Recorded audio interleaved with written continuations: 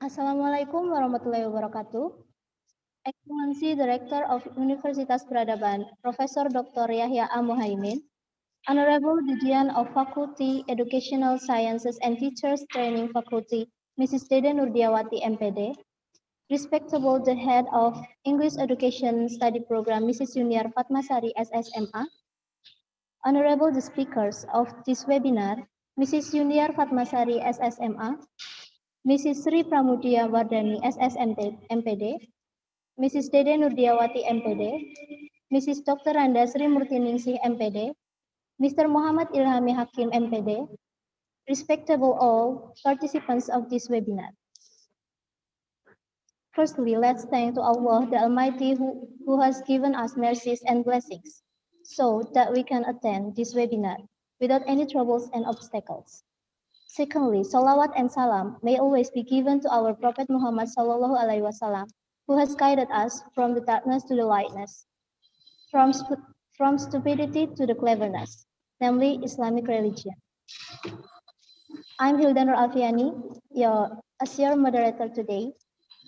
Ladies and gentlemen, on behalf of committee, I would like to thank everyone here for taking a participation in this remarkable webinar.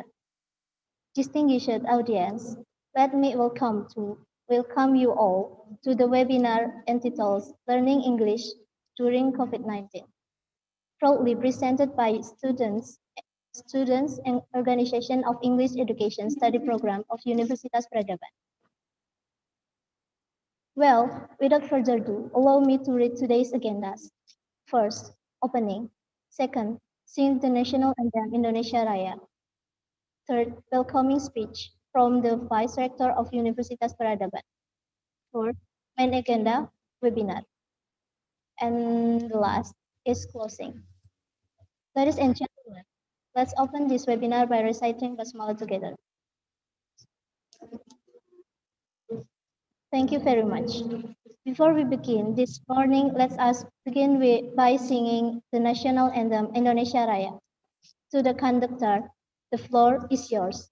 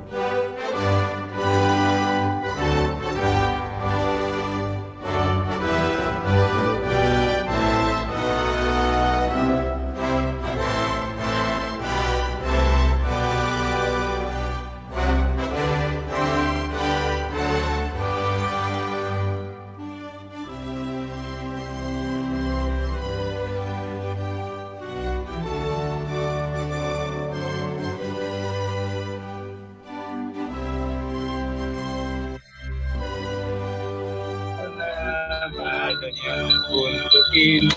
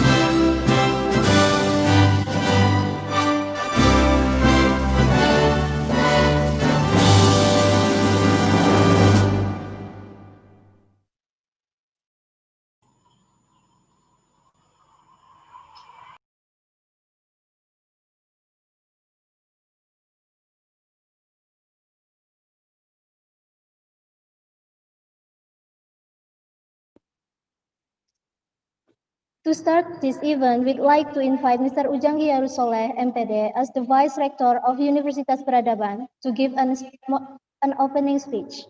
Mr. Ujang, the floor is yours. Assalamualaikum warahmatullahi wabarakatuh. Waalaikumsalam. Om Swastiastu, Salam nama budaya untuk kita semua.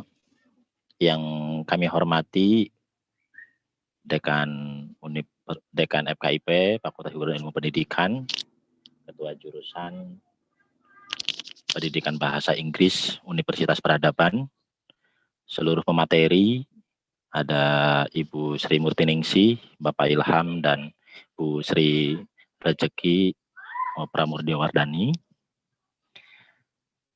Dan tak lupa kepada panitia khususnya dari HMP, Himpunan Mahasiswa Prodi Bahasa Inggris, serta semuanya yang terlibat dalam acara webinar kali ini. Alhamdulillah pada kesempatan ini kita diberikan kelancaran dan kesehatan sehingga bisa mengikuti acara webinar kali ini. Pertama-tama marilah kita panjatkan puja dan syukur kehadirat Allah Subhanahu wa taala. Salawat dan salam semoga tercurahkan kepada junjungan kita yakni Habibana wa Nabiyana Muhammad Shallallahu alaihi wasallam.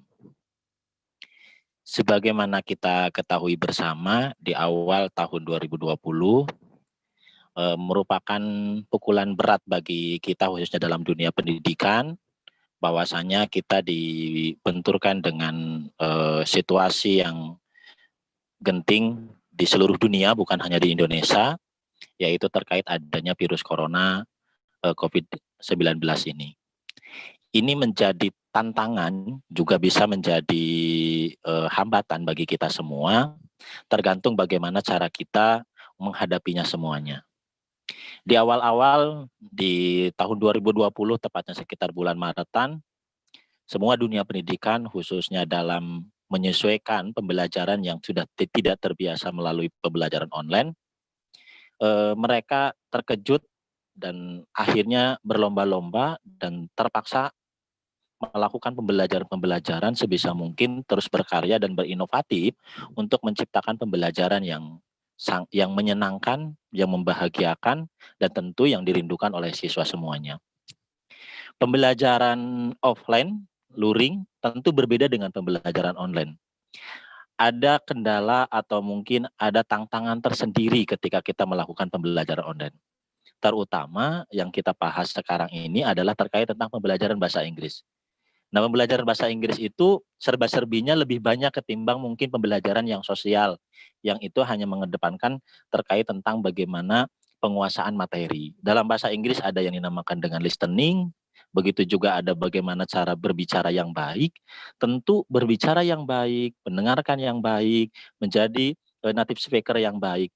Tentu kalau seandainya dilakukan pembelajaran secara luring atau mungkin secara tatap muka, itu akan kelihatan semua ekspresi dan mungkin mimik muka serta bagaimana mulut itu bergerak ketika mereka mengucapkan.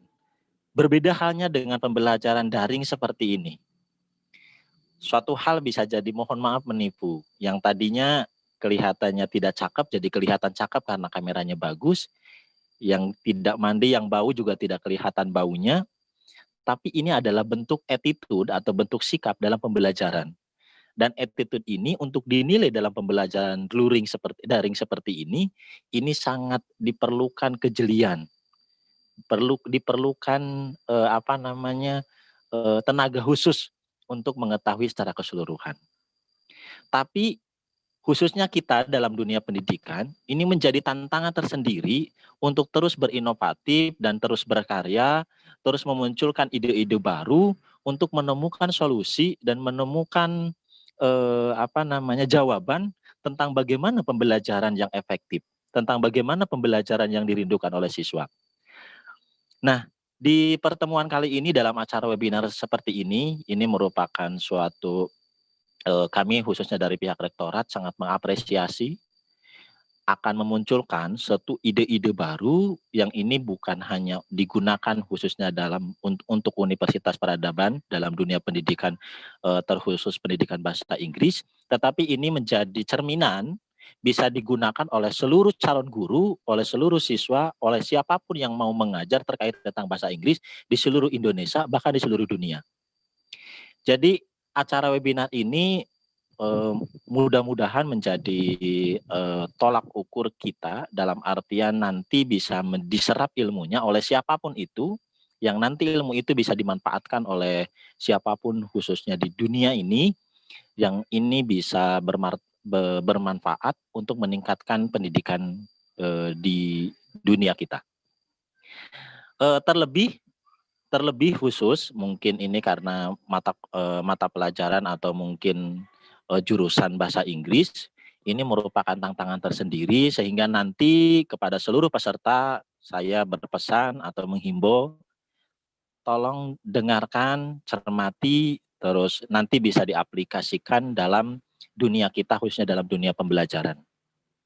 Pesan saya, ikuti sampai tuntas, ikuti serba-serbinya secara paralel dari semua pemateri, yang tidak diragukan lagi, semua pemateri ini sudah handal-handal, sudah malang melintang di dunia pengabdian dan pembelajaran Tridharma perguruan tinggi, sehingga tidak ada kata lain selain kita harus mencuri ilmu mereka. Itu adalah pesan kami dari Rektorat, ikuti semuanya dari awal sampai akhir. Sayang kalau dilewatkan dalam jangka waktu 1 detik pun mungkin. Ini sangat sayang sekali apabila kita lewatkan acara webinar kali ini dari awal sampai akhir. Mungkin itu saja, saya tidak panjang lebar. Sebagai atas nama Rektorat, saya dari pihak akademik secara resmi dengan mengucapkan Bismillahirrahmanirrahim, saya nyatakan webinar dengan pembelajaran bahasa Inggris untuk era COVID-19 dinyatakan dibuka. Bismillahirrahmanirrahim. Terima kasih, itu saja dari saya. Mohon maaf bila ada kekurangan dalam perkataan. Assalamualaikum warahmatullahi wabarakatuh. Waalaikumsalam warahmatullahi wabarakatuh. Thank you. Ladies and gentlemen, now it's time for us to begin the webinar entitled Learning English During COVID-19. In this occasion, we shall have presentations from our speakers, whom I believe shall enrich our insights and knowledge regarding to the theme of this webinar.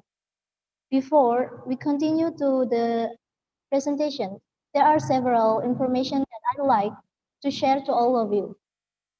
The Q&A sessions will be in hold after all speakers deliver the materials. You can ask questions by mentioning your name and institution, as well as whom your question is addressed to in the chat box. Before the presentation begins, I need to introduce the first speaker of this seminar. Our first presenter is Mrs. Yuniar Fatmasari. She was born in Brebes, June 6, 1984. Her address in Pagojengan, Paguyangan, Brebes. Her current work is lecturer in English Education Study Program of Universitas Peradaban. Her educational background are as follows. Elementary School, State Elementary School 1, Mandala Sirampok. Junior High School, Muhammadiyah Junior High School, Tonjong. Senior High School, Senior High School 1, Bumiayu. Undergraduate, English Literature of Semarang State University. Postgraduate Literature Science of Gadjah Mada University. Dear audience, without further ado, I would like to invite Mrs. Yuniar Fatmasari SSMA to deliver her materials entitled Speaking English Naturally. Mrs. Yuniar, the floor is yours.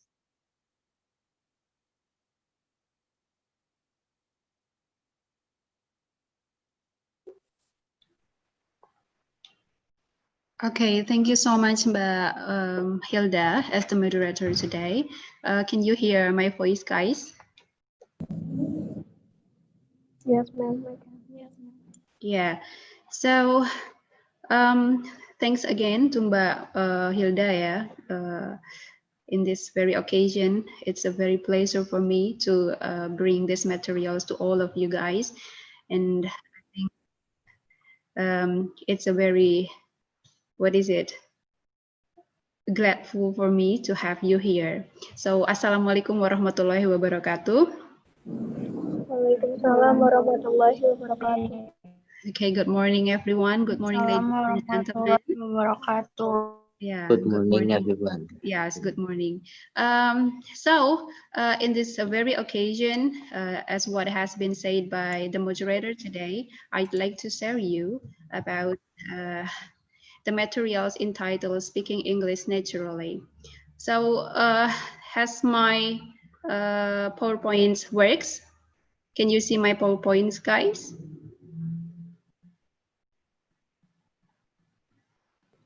My PowerPoints, can you see that? Yes, ma'am. Yes, okay. Yes, ma'am. All right. Okay, let's start with this. All right. So why shall be speaking English naturally? Why shall be speaking? Why shall be English? Why shall be natural speaking? Yeah. So there are a lot of questions comes into our mind. Yeah. So this is what we are going to discuss for about 20 minutes ahead. Yeah. Why English, and then why learning English is important. Why speaking English?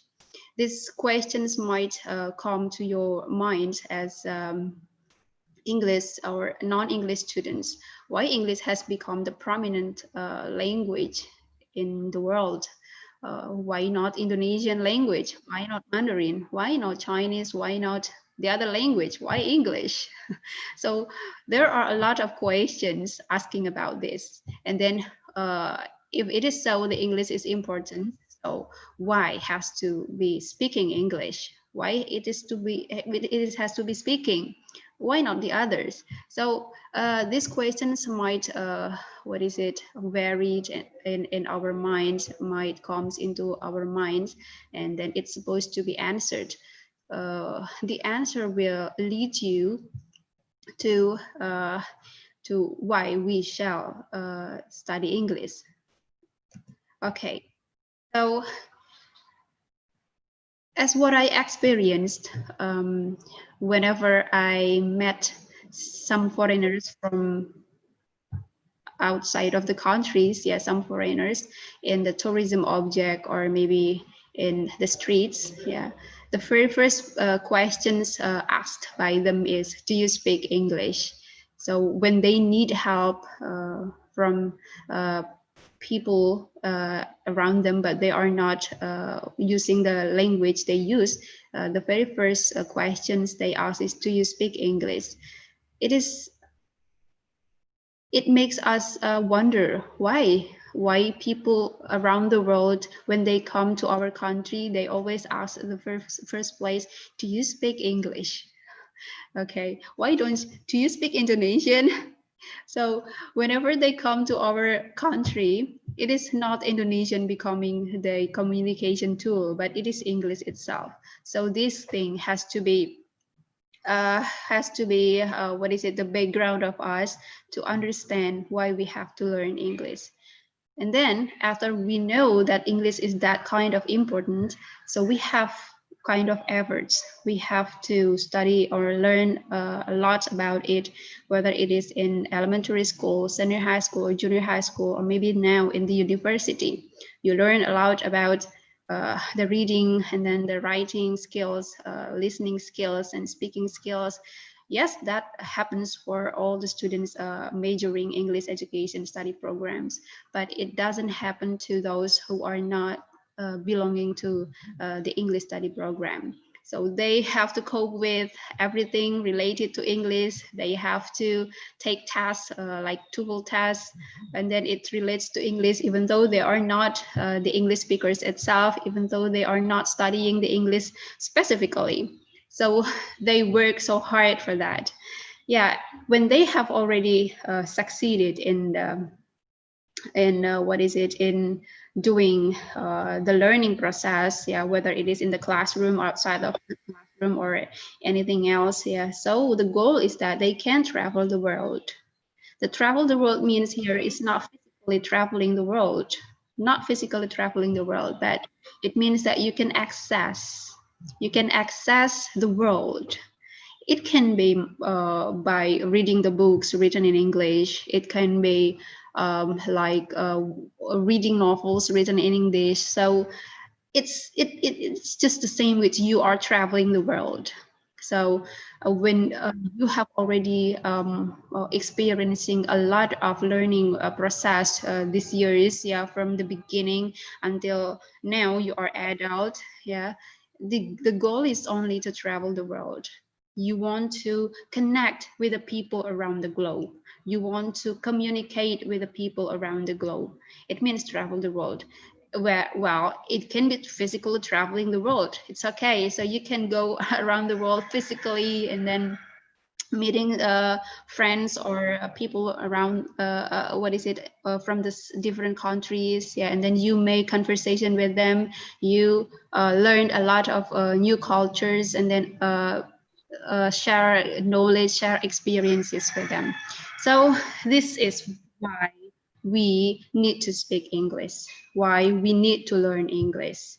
And I'd like to share you several ideas of why English is kind of important. The first is English is the language of international communication. You know that it has been well understood and then uh, well known that the English language is, yes, legitimate as an international communication. It has been an official language of 53 countries, more or less, and spoken by around 400 million people across the globe. Yeah, it means that there are many people speak in English as their native language. You do not know, maybe in several countries which is not the English native countries itself, there are people speaking in English because they need to do that. They need to access the world through the English itself, through mastering the English itself. And the second is English is the language of business. We all know that business is what is it? Business is a kind of aspect of life trying to gain a lot of profits, right? So you want to gain a lot of profits. That's why you have to cross border. You have to go around the world. The product has to be spread around the world. And for making it easier for the product to spread around the world, yes, you need a language. You need a lingua franca. So everyone agree that that language become the what is it, the official language for the business. So when you want to apply to a company, whether it is Western or maybe domestic company, when you can speak English very well, you are preferred. So you are very welcomed when you can speak English very well, because it is very useful for you to communicate with the people around the globe. So the business itself will be supported by this one. And then the next is English is the language of science. So for the academic students, for the university students, for the academic what is it, field, yeah, the science mostly are written in English. We can see the international journals that we can find in the websites. Yeah, all of them are written in English. And then how do we access the knowledge? We have to know the language itself.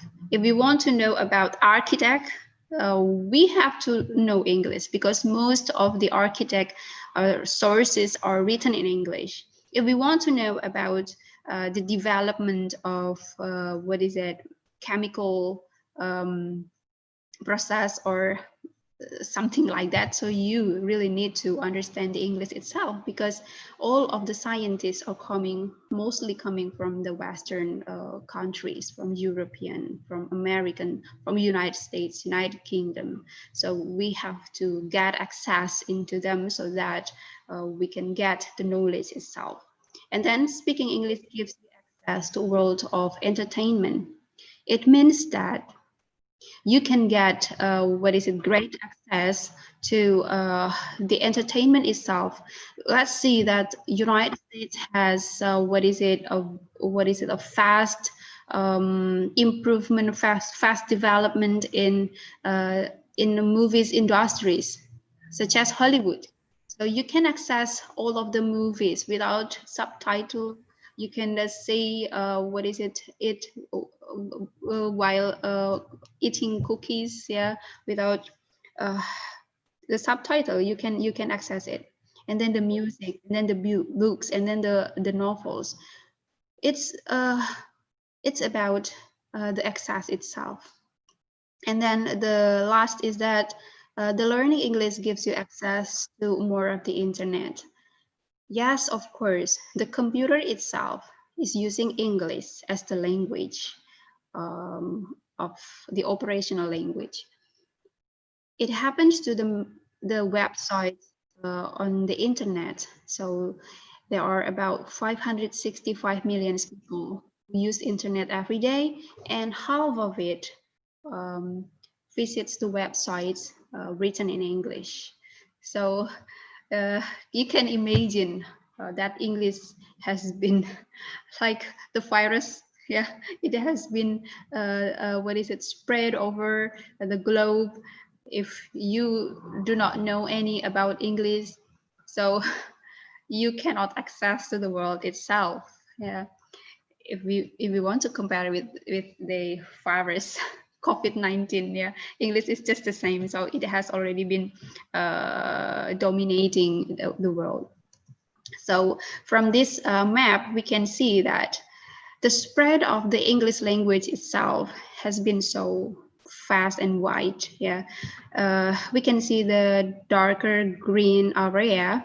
It is the English-speaking countries itself, like Australia, Canada, United States, United Kingdom. There are several countries, several parts with lighter green. It means that about 60 until 80% of their population are speaking English.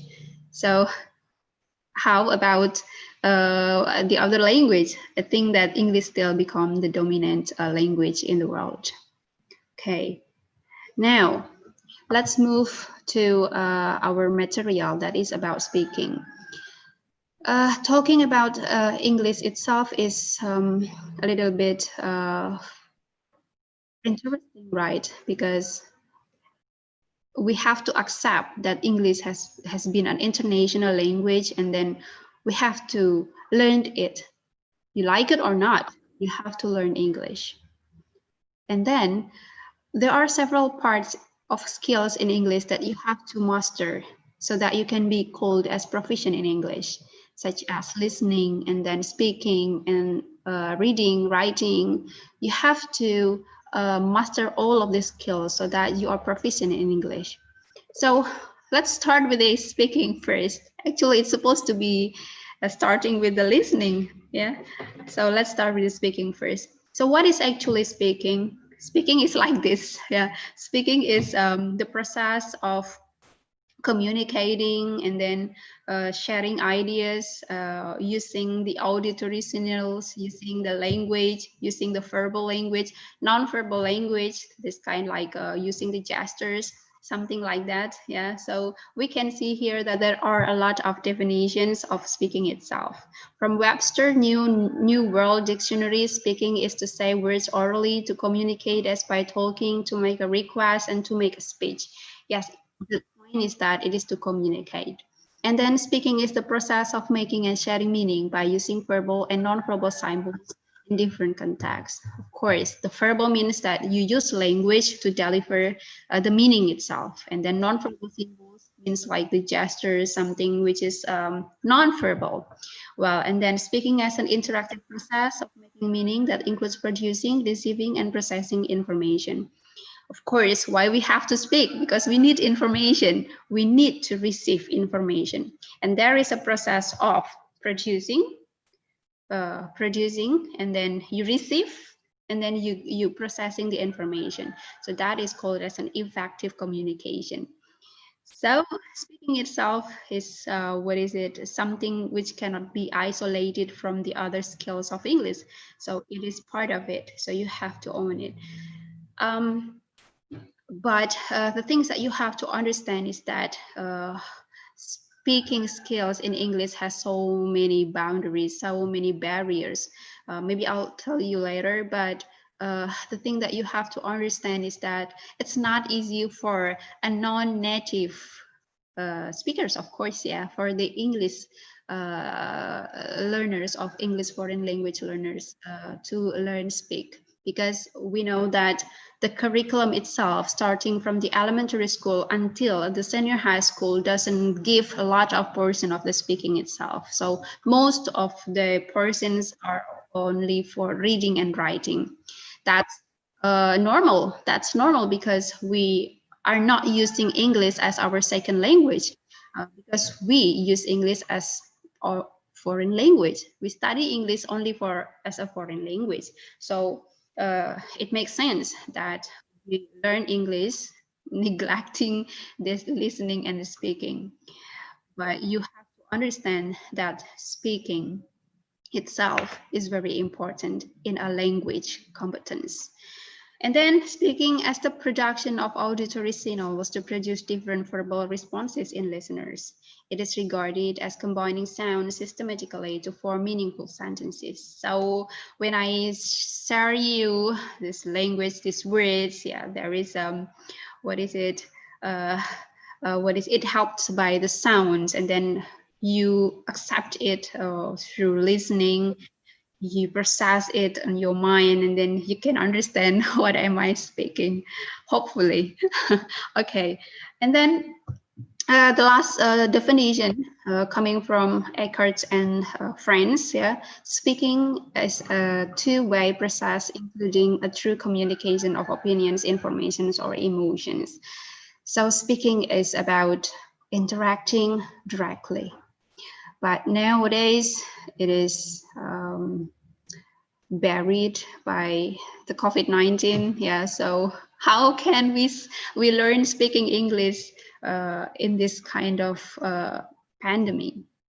There will be a lot of questions. There will be a lot of answers about that. Now let's move to the next slide to make it short because the time is running.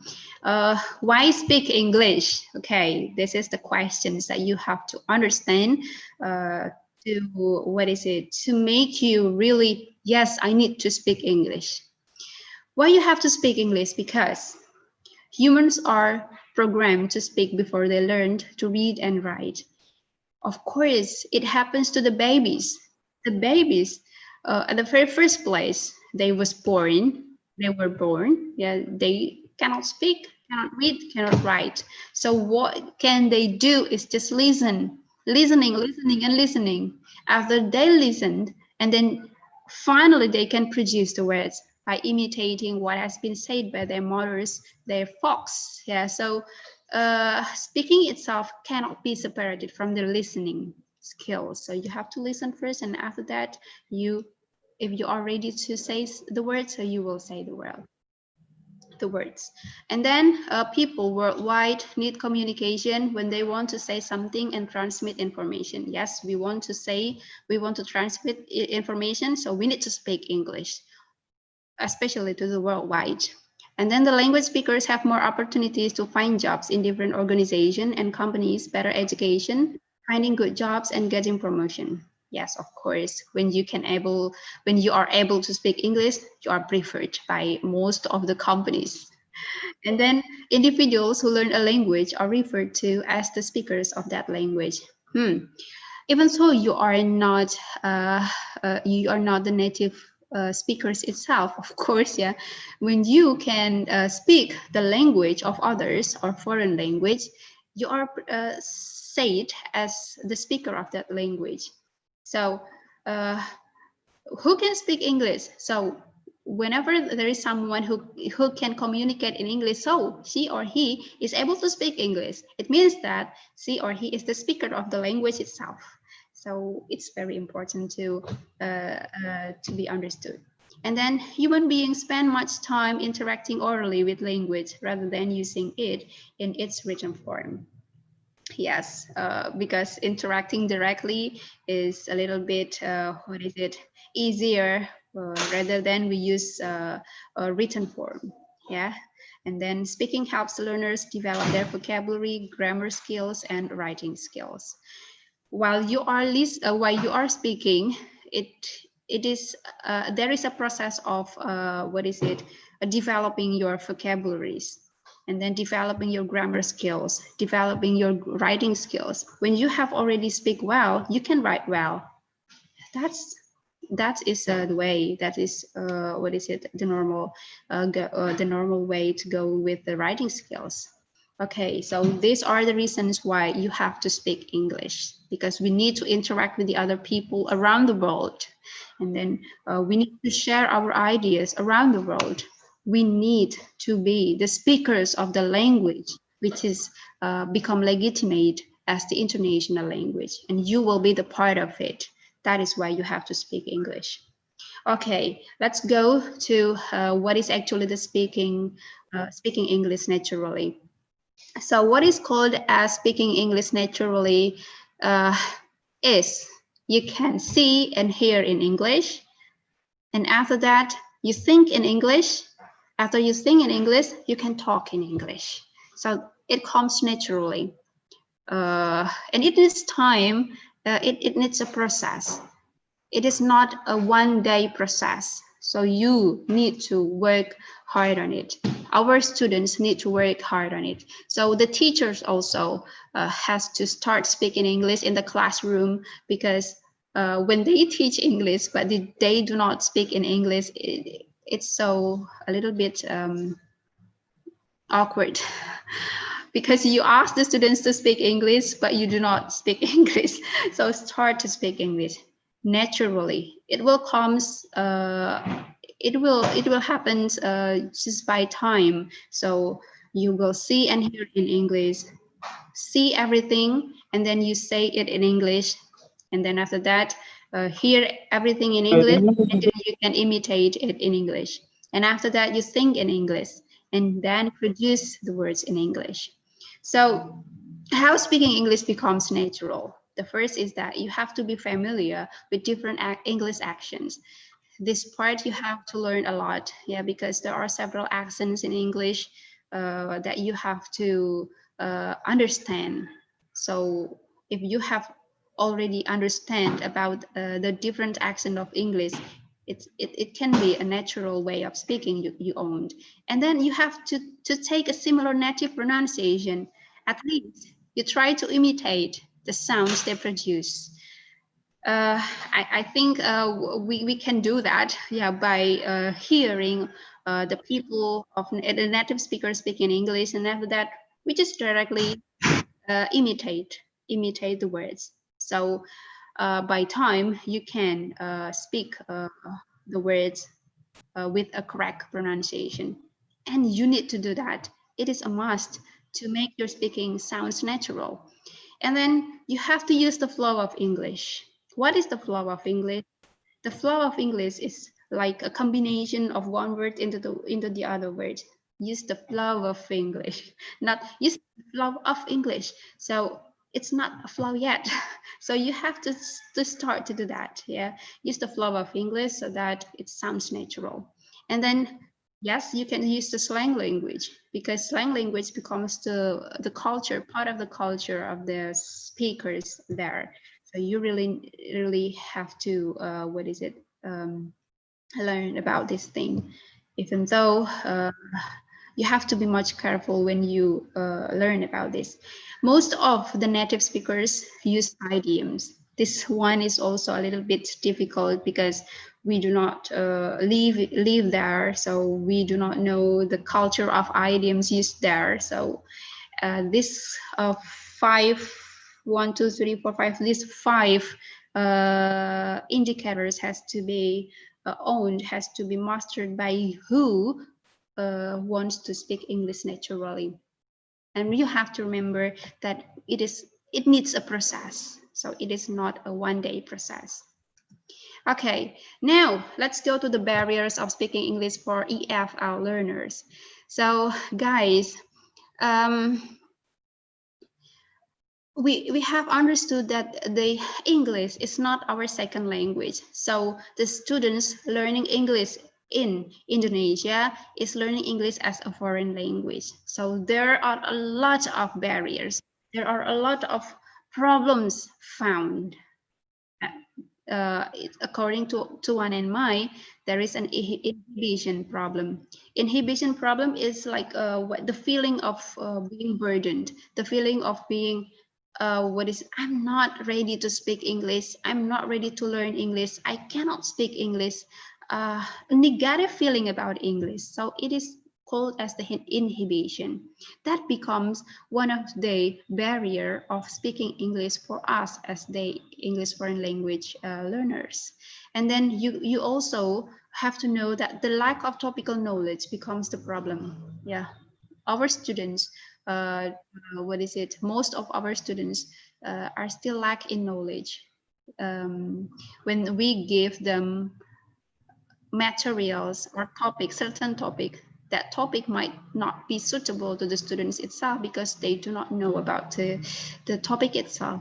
So the teachers have to find out the needs of the students. You have to analyze what is actually needed by the students at that time, what is actually understood by the students, so that you can use their prior knowledge to build their speaking habit. And then low participation, of course. We have known, of course, a low participation becomes one of the barrier happens or maybe found among our students. And the mother tongue use. The mother tongue use is very dangerous in the classroom, or maybe if it is not in classroom, your online classroom, it is a little bit dangerous for us to successful in speaking English.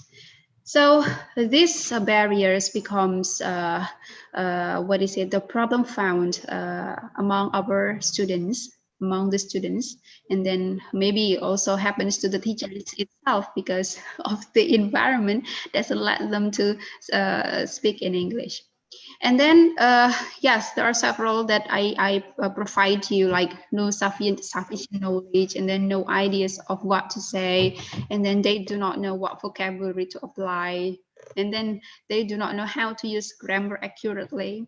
I think it happens to every learners. Yeah, so it's normal. It's something normal that we cannot speak English that accurate. It's normal. So just go with it. And then some learners share the same mother tongue. We have discussed about it. Low proficiency in English, both in language features and performance. Yes, language features, there are a lot of it. And then the performance itself also some like speaking, listening, reading and writing, productive and receptive skills. Yeah.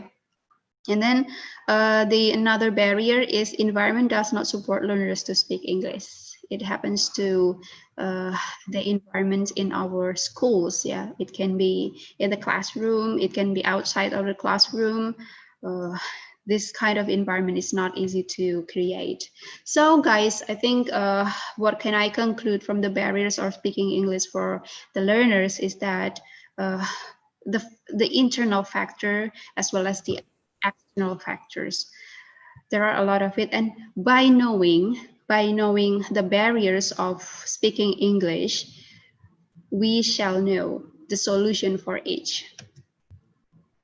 This one, that barrier comes in the physical classroom, right? That barriers happens in the classroom, the physical classroom, but it also can happen in the online learning. So during COVID-19, it's a little bit much challenging for the teachers or maybe for the students too to understand or to learn English. If in the physical classroom they have a lot of problems in learning English, how about in online learning? Okay, so this one I'd like to share you. There are several techniques, several solutions that we can go with to start to speak English at home. Yeah, so all of the solution comes to answer your problems. So when you want to start to learn speaking or learn English, start from understanding your problem. Start from understanding your problem of learning English. Start from it. If your problem is about pronunciation, just go to the YouTube channels. find out a lot of YouTube channels talk or teach you about how to pronounce well. You can go there, and it is in accordance with our era right now. Yeah, the COVID-19 pandemic asked us to be more independent in learning, especially in learning language. So when you have understand your problems of learning English, you start from that point. If your problem is intonation, just go to see the movies. Oh, well, when they communicate to each other, that is the kind of intonation that they use. So I have to imitate it. So imitating the words pronounced, the intonation used, the vocabulary used by the native speakers. You can access it from the YouTube channel. You can access it from the movies, dramas, recordings, news, television, music, English online learning websites. A lot. There are varied of sources that you can use to fix your problems in learning English. And now, if your problem is about knowledge, just add your knowledge by seeing TV news program at home. Okay, you choose a TV news program using English, just join in it, watch it, and then write down several notes, maybe not taking. It can teach you to add your knowledge. And then reading online articles, documentary films, online newspaper, you can do that if the problem is about knowledge. And if the problem is about grammatical pattern, so it doesn't mean that you stop practice speaking. You have to keep practice speaking while finding out the grammatical pattern once a while. So give a time for you. What is it? Just take a time, yeah, when you speak and then you find a trouble in the middle of speaking, just stop and then try to find what is actually the correct grammatical pattern for this sentence. It is a process, so you just cannot get the result instantly. You can use YouTube channel or grammar application to learn simple way of learning English. So everything is on our laptop, everything is on our smartphone, everything is on the tap of the finger. So COVID-19 has no big influence for us who learn English. There are a lot of sources that you can use to learn English. So it doesn't become any barrier anymore. Yeah, so it depends on you. And then when your problem is about using the mother tongue, the mother language, so you just limit to use of the mother language. You have to give yourself time to check of the missing or maybe the difficulties vocabulary while you are speaking. Yeah, check it in Webster Dictionary, Google Translate, Cambridge Dictionary, and else. Everything is on your smartphone, so you can do that easier.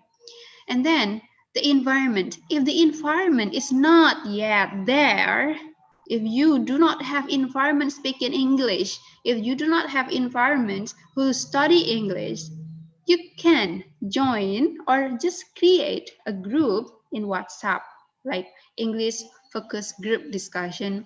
You develop your English with people who loves English. You can share voice notes, you can share writings, you can share text, something like that. It teaches you a lot. And then you can also join in a community of learning English.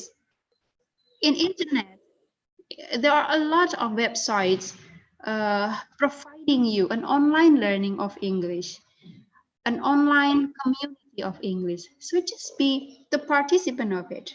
Just join it. And then you are actively also be participant of the webinar in English skills improvement. So these things, these solutions is the answer of the problems.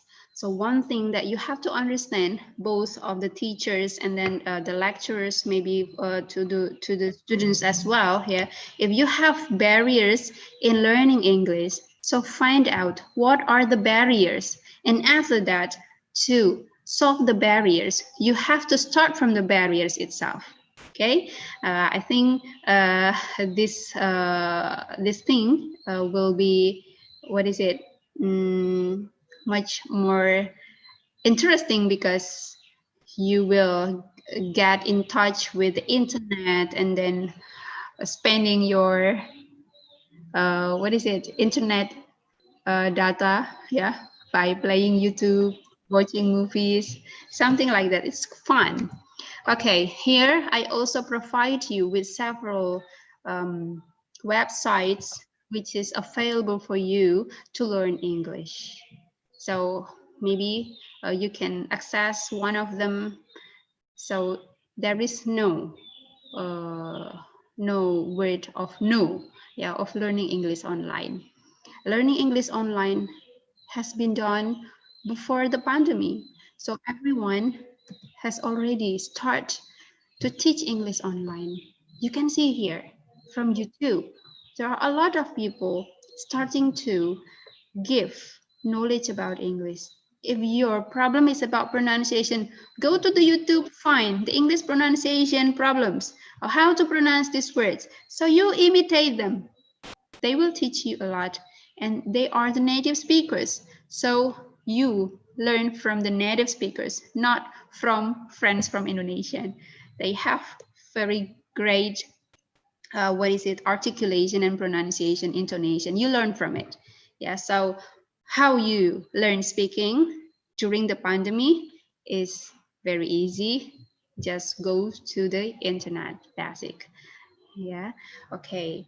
And then once more, before I end up this presentation, there are several tips for you who wants to speak English.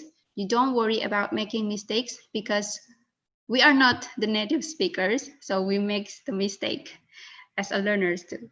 And then be patient. This isn't a one-day process. It needs a process. Me too. I'm still learning to speak English, so I need a lot of years to speak English. So it's still a process until up to now. Then learn certain phrases that can be used in multiple situations. Phrases, idioms. Learn how to greet someone properly. Talk slowly and carefully. Don't rush through your sentences. Yeah, it's better for you to speak slowly and carefully. It doesn't need for you to go in rush. And then restrict yourself to simple sentences until you gain confidence. You start at home saying the words. After listening from the YouTube, you imitate. Just do it again and again until you can gain confidence to speak English, until you can hear your voice is great. Okay, thank you so much. I think enough from me. I hope that this materials can bring you inspiration to start speaking English. Thank you so much. Assalamualaikum warahmatullahi wabarakatuh.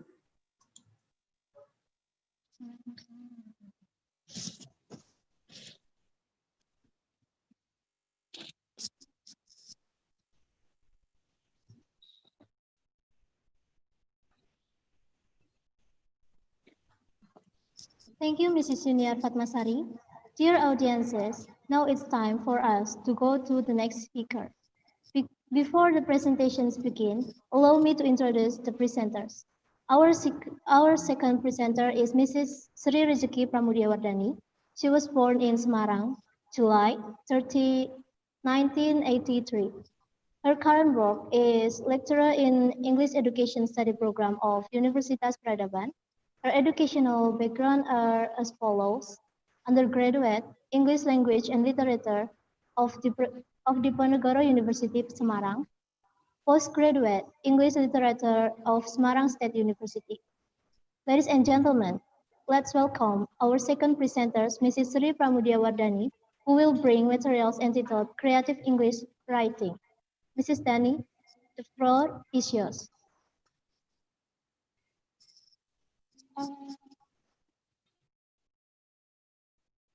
Okay, thank you very much, Ms. Hilda, as the moderator today.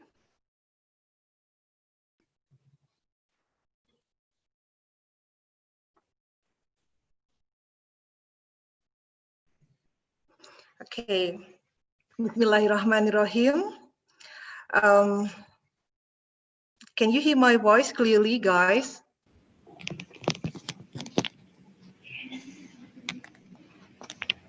Yes, ma'am. Okay. Respectable, the Vice Rector of Peradaban University, Bapak Ujang Hyaru Soleh, MPD, Honorable the Dean of FKIP, Universitas Peradaban, Ibu Dede Nurdiawati, MPD, respectable the Head of English Education Study Program Peradaban University, Ibu Yuniar Fatmasari, SSMA, honorable lovely presenters, Ibu Dr. Anda Sri Murtiningsih, MPD, and also Mr. Muhammad Ilham, MPD. And of course, happy audiences. Assalamualaikum warahmatullahi wabarakatuh. Waalaikumsalam warahmatullahi wabarakatuh. Okay, good morning, ladies and gentlemen. Alhamdulillah, Rabbil Alamin. It's been a great honor for me to stand here delivering a presentation in this lovely seminar. But before that, I would like to introduce myself once again. As being stated by the moderator, you may call me Budani. And I've been one of the lecturers at English Education Study Program Peradaban University since 2010. Miss Hilda, as the moderator today, is actually one of my lovely students, and she is still at the 3rd semester right now.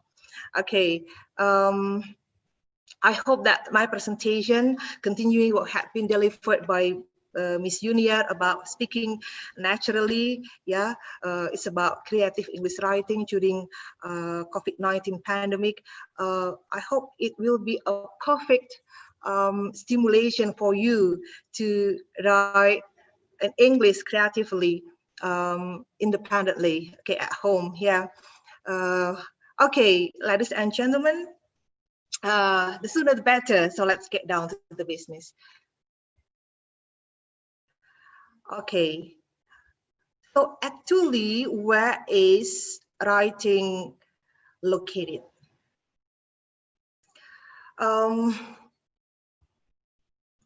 We know that writing is one of English skills, yeah.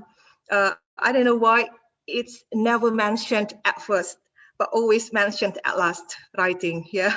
So in English, we know there are 4 skills. The first is listening, the second is speaking, the third is reading, and the fourth is writing, yeah. In English too, there are also some components, pronunciation, vocabulary, and grammar. Let's talk about the relationship among the skills first. Okay, both listening and reading are called receptive skills, as in listening and in reading, the listeners and the readers do not produce message, but they receive message. That's why they are called receptive.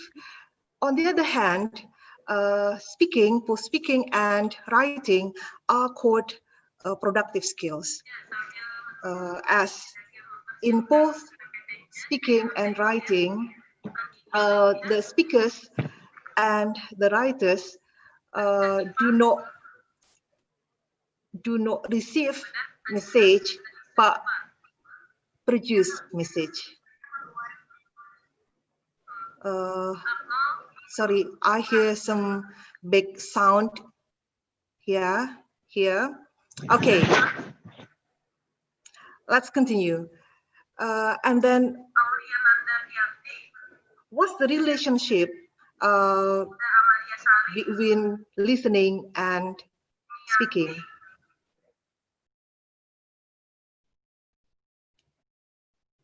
Okay, in both listening and speaking, the listeners and the speakers receive and produce what we call spoken language. Meanwhile, in both reading and writing, the readers and the writers receive and produce what we call written language. So there are two possible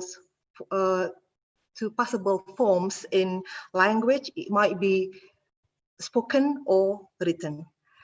Okay, now let's go to the components. The first is pronunciation. We know that pronunciation is a way in which a language is spoken.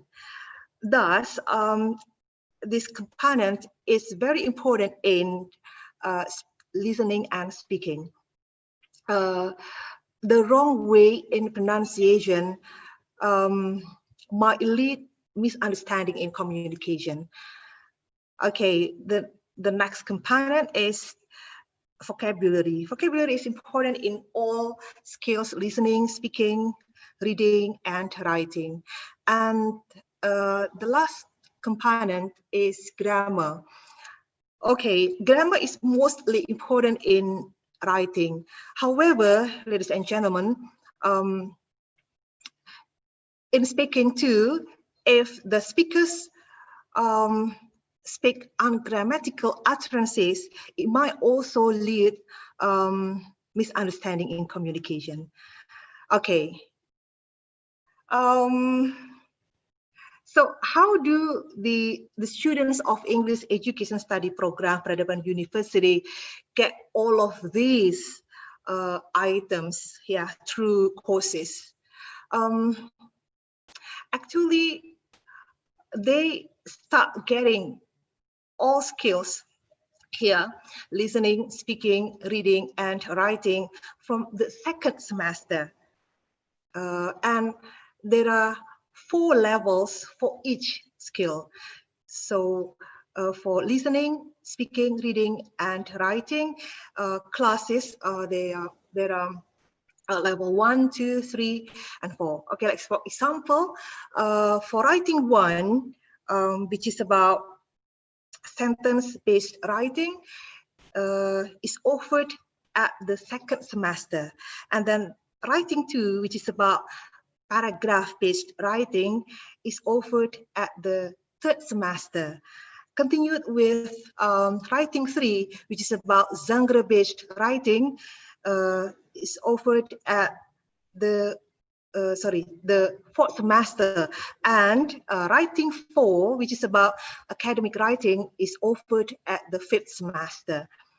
And then about the components here, the students of English Education Study Program, Peradaban University, start getting pronunciation 1 and vocabulary building 1 at the first semester, and then continued with pronunciation 2 and vocabulary building 2 at the second semester. Bu Yunian told about how to speak naturally through idioms. Our students also get carried at vocabulary building 2 courses or class at the second semester. And then for grammar, there are 5 levels here. Grammar 1 until grammar 5. Grammar 1 at the second semester until grammar 5, which is about functional grammar, at the 6th semester. So, ladies and gentlemen, if you like learning English or you know someone special who likes learning English and would like to continue her or his study further, just join us. Yeah, it will be a perfect place for you. Okay. Now, how do we define writing? Actually, there are so many definitions about writing, but I would like to limit, related to creative English writing. Well, writing is a creative act The act of writing is creative as it requires to interpret or to make sense of something. Writing is creative behavior as it requires understanding or feeling something. This definition is according to Cole, Robert Diani, and William Smith in Tomtowi 2019. So what we try to cover here in less than 20 minutes is not about write in English academically for final project like thesis or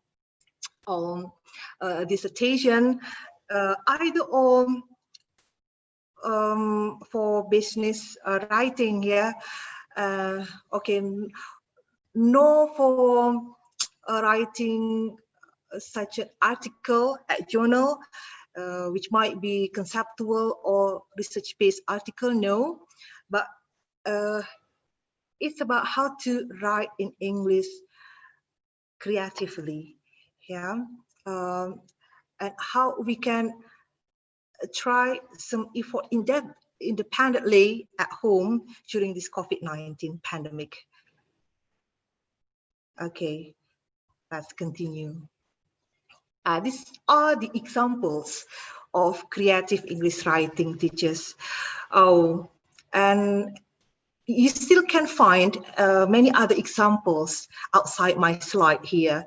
Okay, we have memo, a greeting card, reading, personal letter, invitation, advertisement, poetry, short story or novel, and then drama script. That each of you, ladies and gentlemen, can write them all independently at home. Yeah.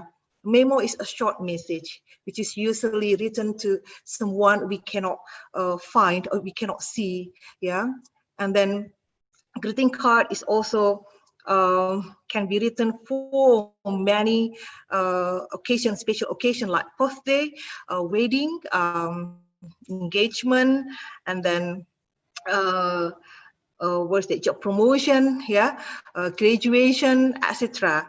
And then diary, we can write our diary, our diary daily, yeah, every single day, yeah, in English, yeah, if you would like to. And then personal letter, it can be written to someone special, yeah. It's not like like application later, which is have a straight language, but it's very, yeah, it's more creative. Yeah, you can also tell your secret personal letter or diary, yeah, if you want to. And the invitation, you can write your own invitation in English for several events, special event like wedding party or birthday party. Yeah, and then advertisement, you can write your own advertisement if you run any business. Yeah, it will help you much in English. And then okay, and then poetry, poetry, story, or novel, drama, script, actually they belong to literature or work of art. Yeah, writing them is not as simply as previous examples, because we have to pay attention to the intrinsic elements of each. Yeah, there are theme, and then characters, and then setting and plot.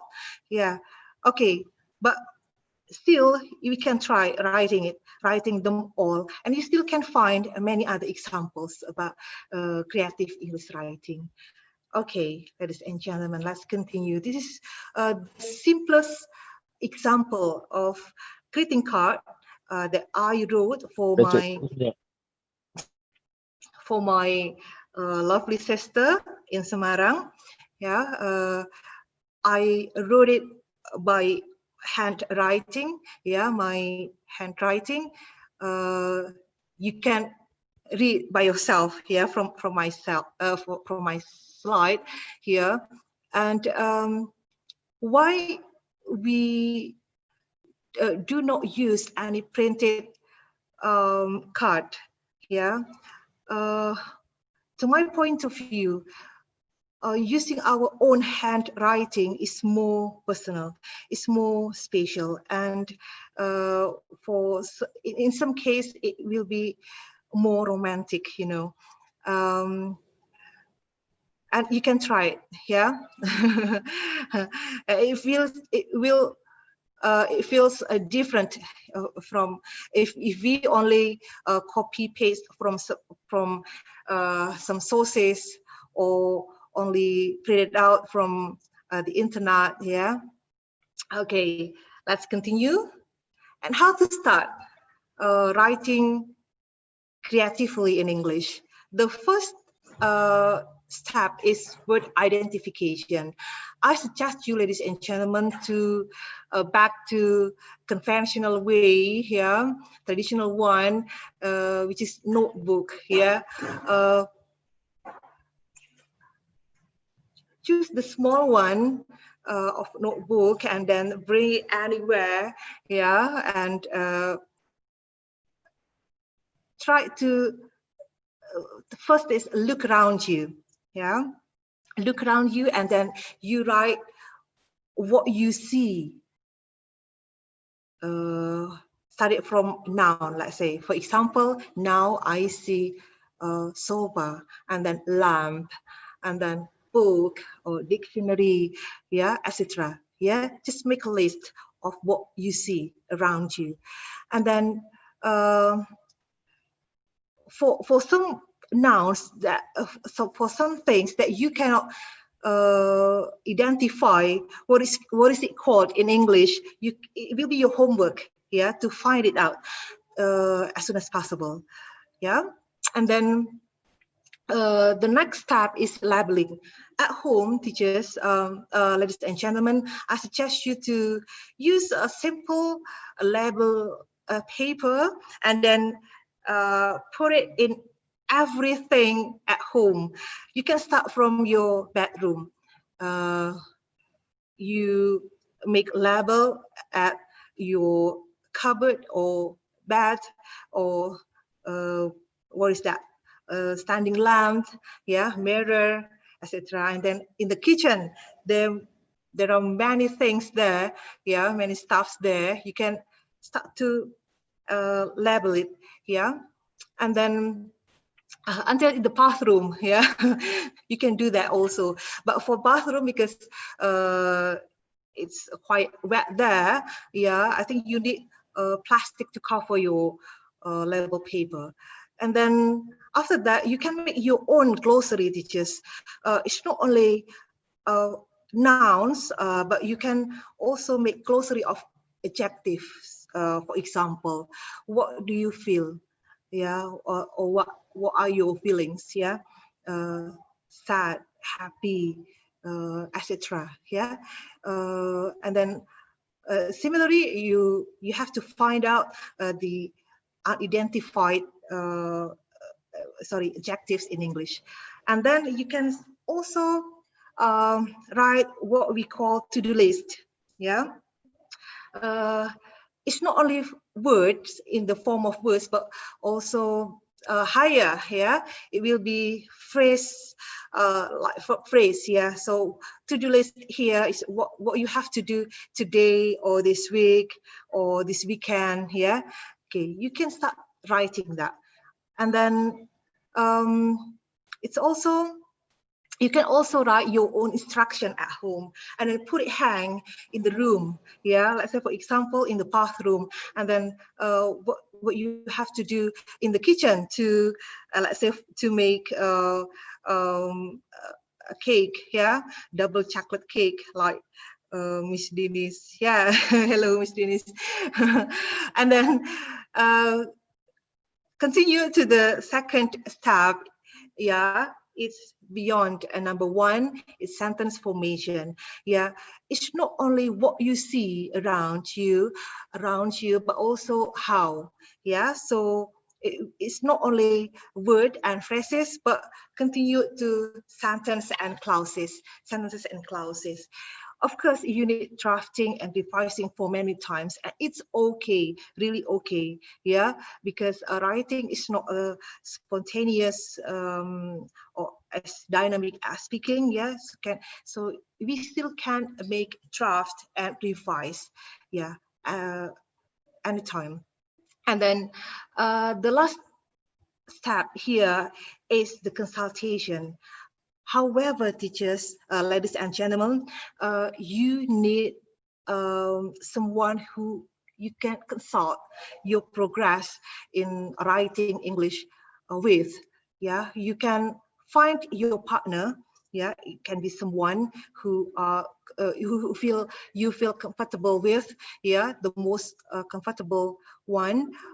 So you can have consultation in both pair or and even in a group, yeah, and it will be helpful much for your next progress of writing English creatively. Okay, and then how to simply relate writing activities to the skills, the ability of vocabulary, grammar, and pronunciation. And I have experienced this by myself, ladies and gentlemen. For vocabulary, we can write or create or design our own crossword puzzles. If we like to, if we like challenge, yeah, in answering some clues, yeah, whether it's across or downs, try to make your or create or design your own crossword puzzles. Start it from simple theme, yeah, and then you can continue to a more complicated theme, and it will be beneficial for you and the readers, because in crossword puzzles, how we write something exactly, perfectly, letter by letter is it's not what is that easy, yeah. So it will be challenging much. And then the second here is how to relate writing to grammar, yeah. We can use simple ways like how to like writing poems, yeah, writing poems like we have part of speech poems. I ever gave it to my students, and they do not what is that unintentionally learn grammar, yeah, but they do through writing poems. Writing poems is simpler than writing poetry, yeah, or song lyrics. While song lyrics is a way for us to relate writing to pronunciation, that we know that in song we have to pay attention to the rhyme, yeah, to the and sound in every lines, and it's different from what they are written, yeah, but how they are pronounced. So through writing song lyrics, it will help you much in your pronunciation. Okay. Now, I hope it will be my last slide, ladies and gentlemen. The character building in creative writing, if we can force ourselves to write creatively, independently during this COVID-19 pandemic, yeah, there are some characters we unintentionally built, yeah. Okay, we can be a creative person, artistic, thoughtful, helpful, yeah, consistent, persistent, calm, patient, well-behaved, and we still can find many other characters, good characters built in our creative writing, teachers. Okay, I think that's all for my presentation. And as I told you that my presentation, I hope will be a perfect stimulation for you to start writing creatively in English at home during this COVID-19 pandemic. You still can't find many other sources, about creative writing, because we only have limited time here. Okay, you can contact me through WhatsApp or email, and I can be your partner. We can discuss later and break a leg for your further improvement, ladies and gentlemen. The last I say, wassalamualaikum warahmatullahi wabarakatuh. Waalaikumsalam warahmatullahi.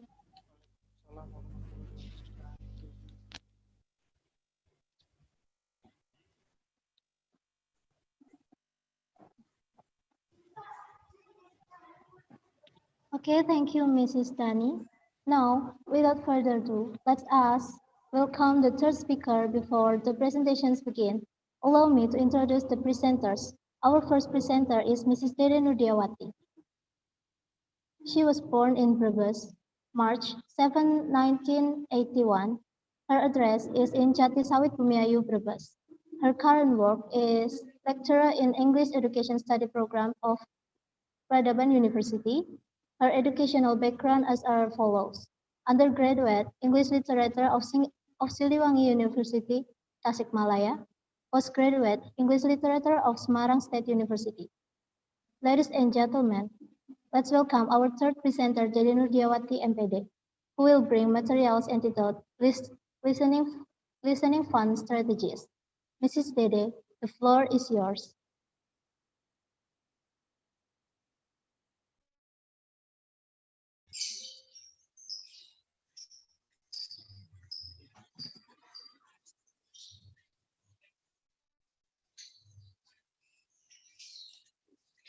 Okay.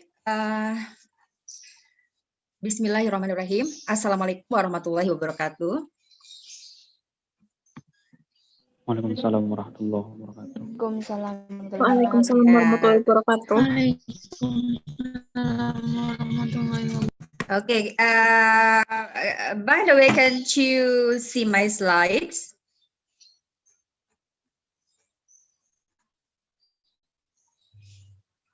Can you see my slides? Yes.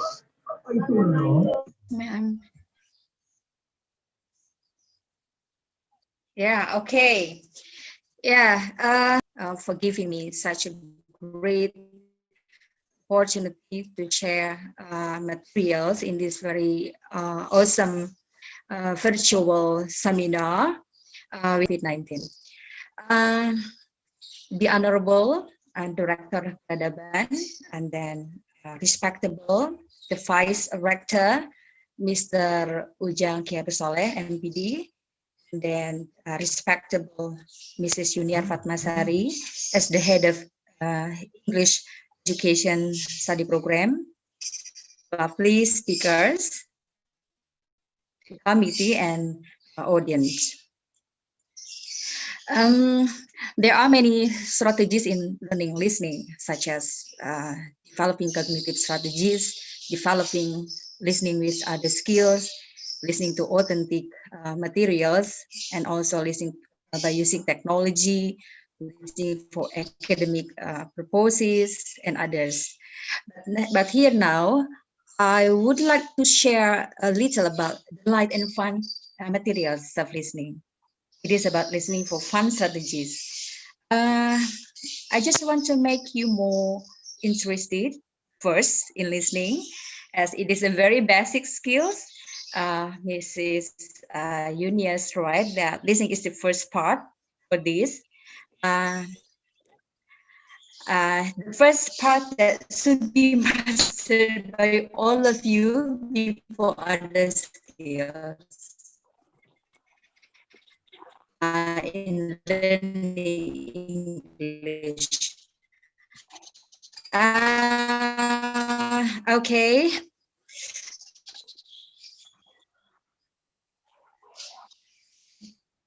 Second slide is one of the English lecturer in English education study program, educational scientist, and just training faculty in Peradaban University.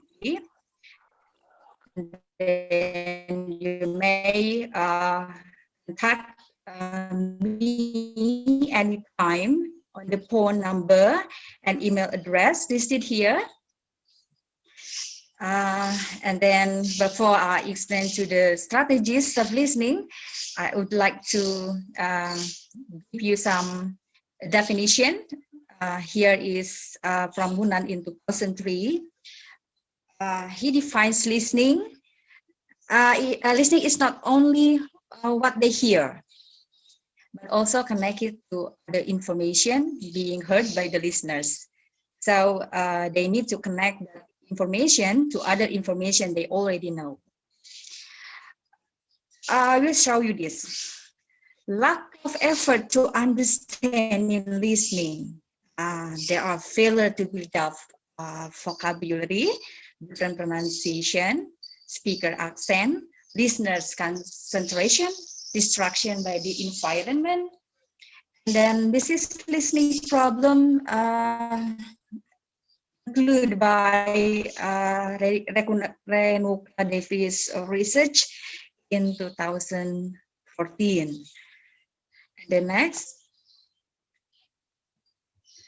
this is the quality or recorded materials, cultural differences, accents, familiar vocabulary, length and speed of the listening materials, physical problem based on Bingo's research in 2014.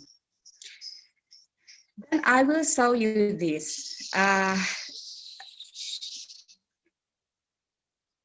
Quality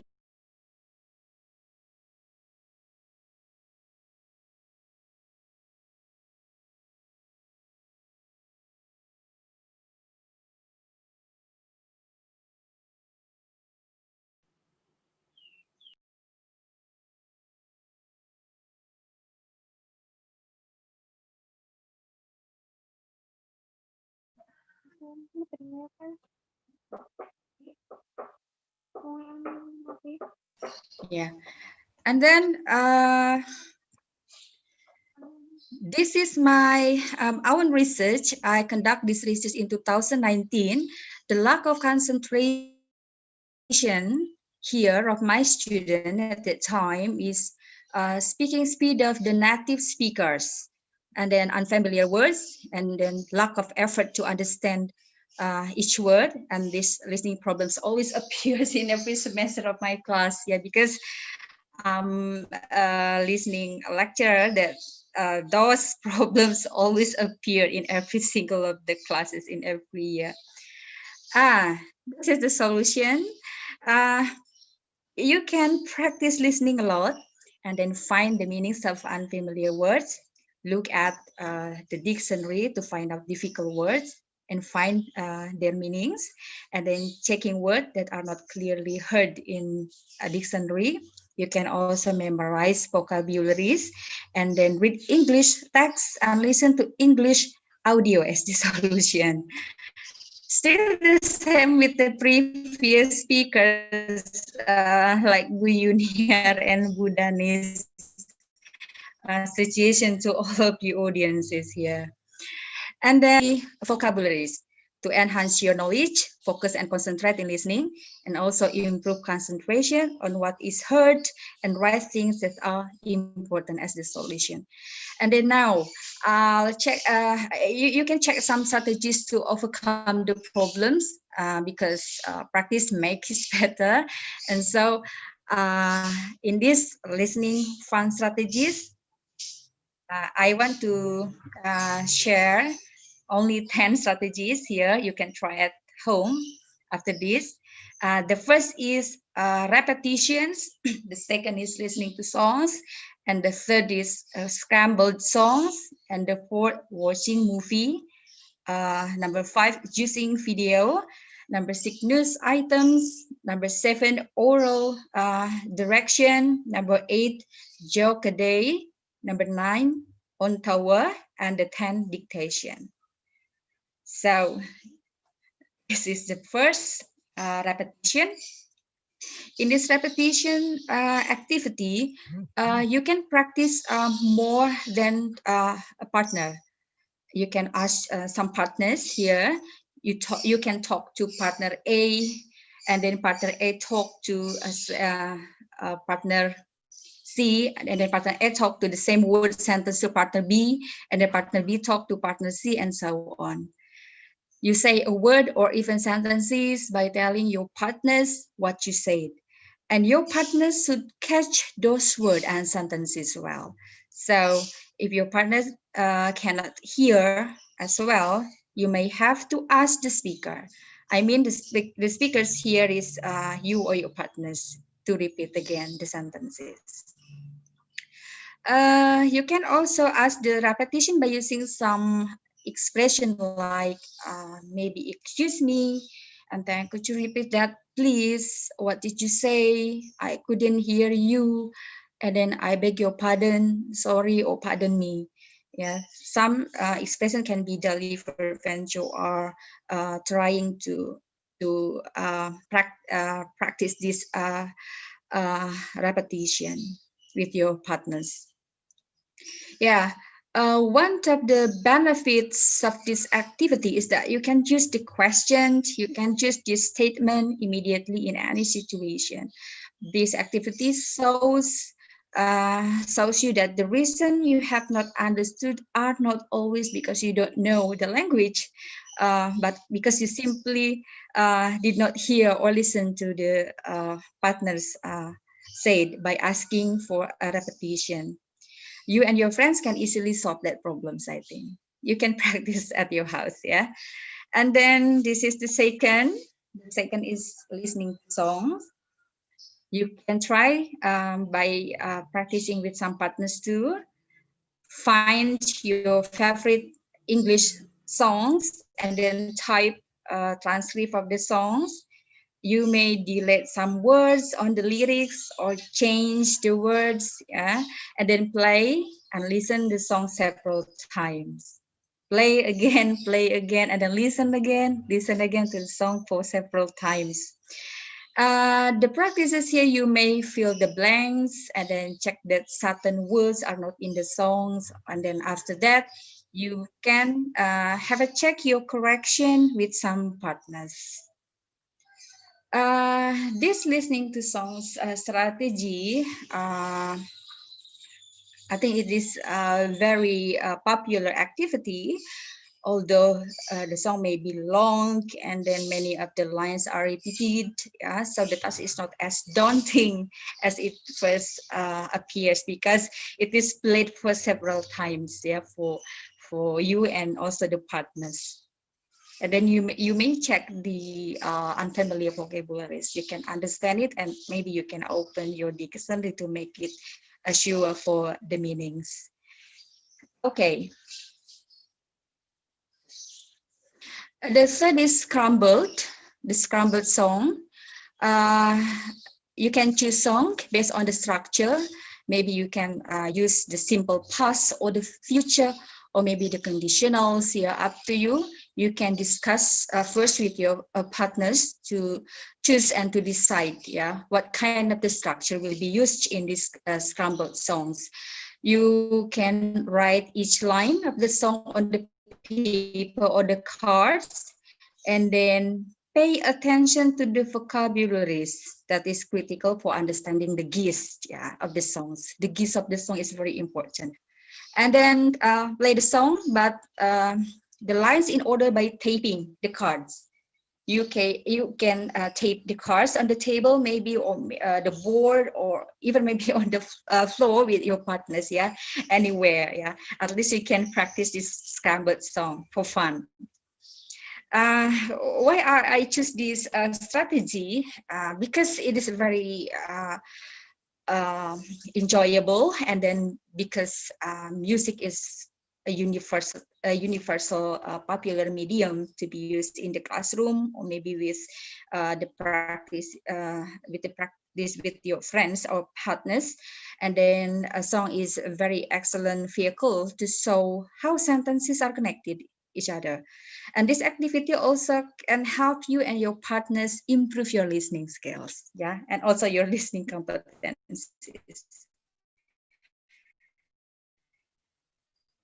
Okay, after the scrambled songs, I also movie.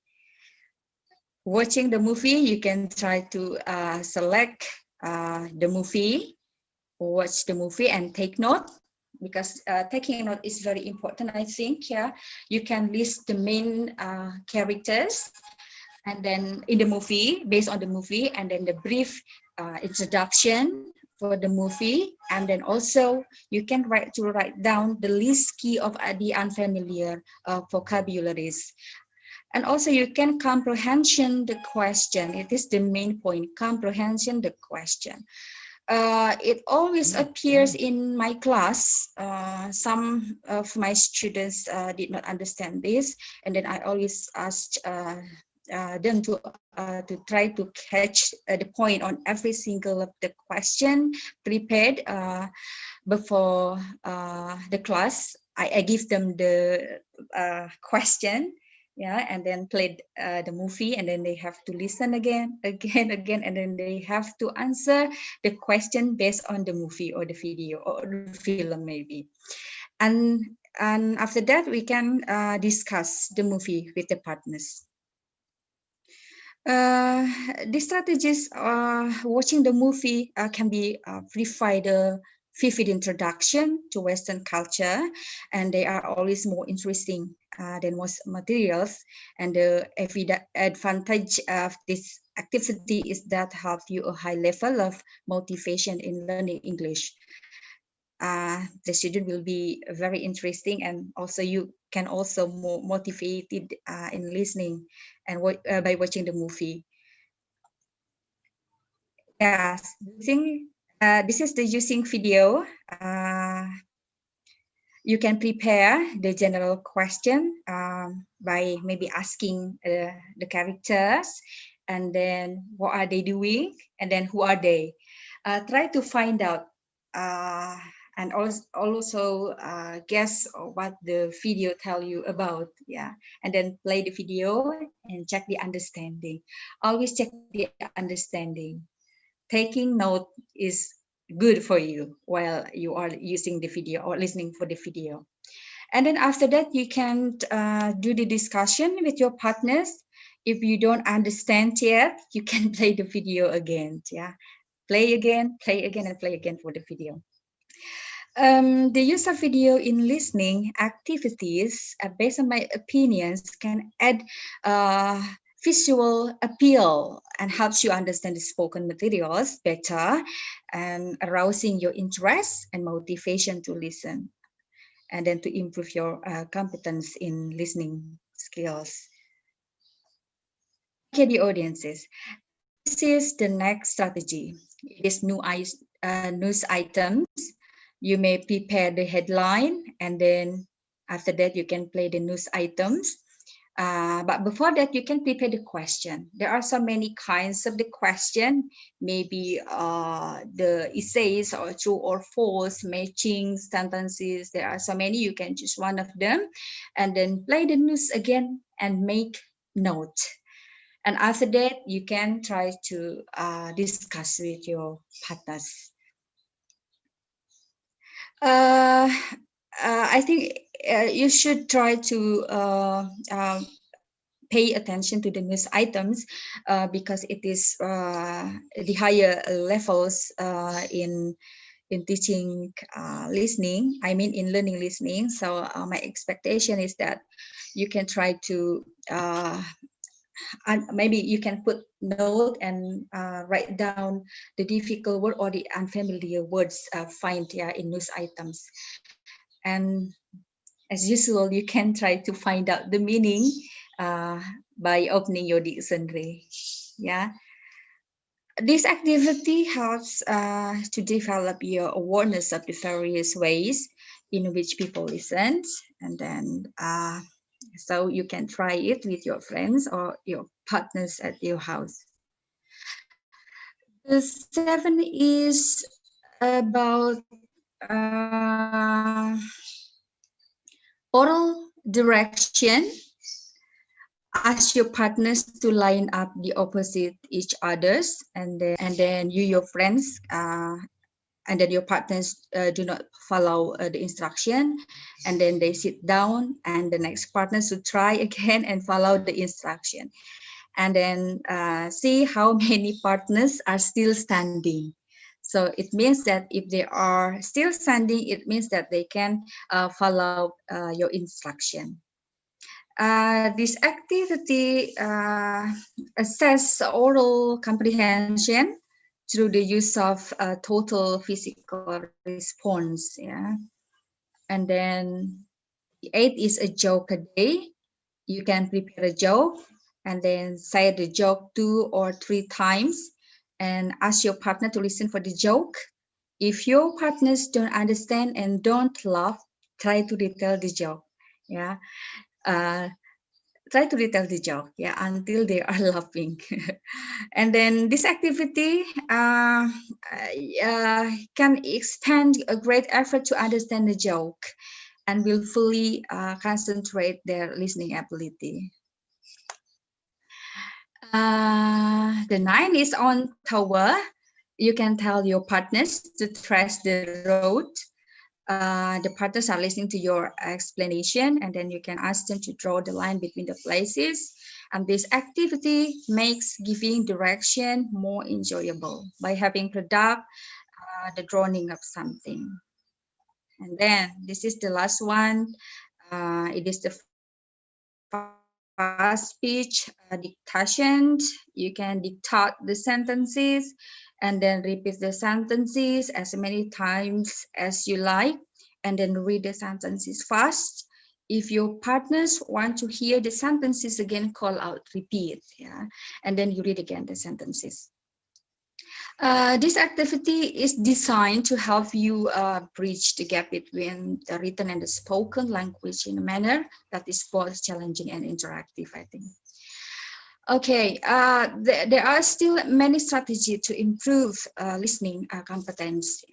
You can explore other strategies maximally, just only for some example. But there are so many strategies you can try at your house, and then which the most, the most popular, or maybe you like to do that strategies, just do it, so on and so on. At least it can improve yours. This pandemic is giving you plenty of time to stay at home, so I think you can try those strategies, or even maybe you can find out another strategies. And then my expectation is that you can not only practice this listening, but also another skills like speaking, and then reading and writing. So maybe that's all. Good luck, audience, and once again, practice makes perfect. Maybe that's all. The moderator, thank you for having me. Wassalamualaikum warahmatullahi wabarakatuh.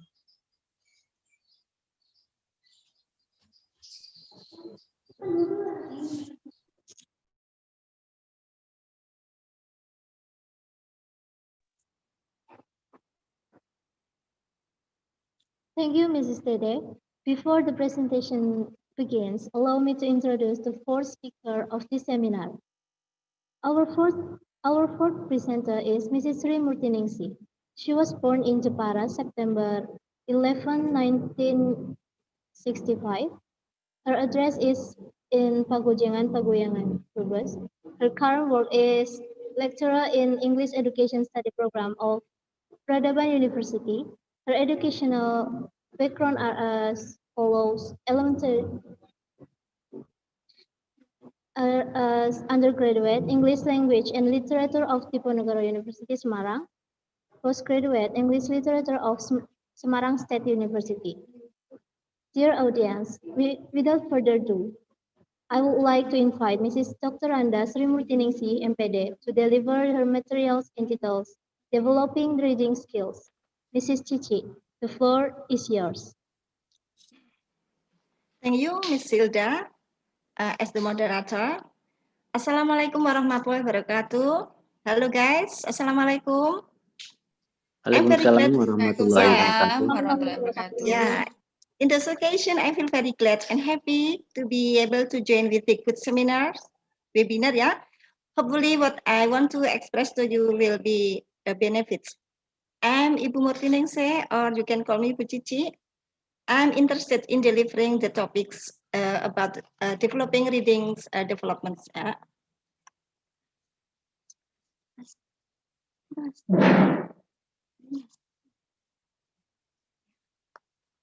the reason why I choose this title, since from elementary, secondary, and tertiary levels, we never get rid of reading.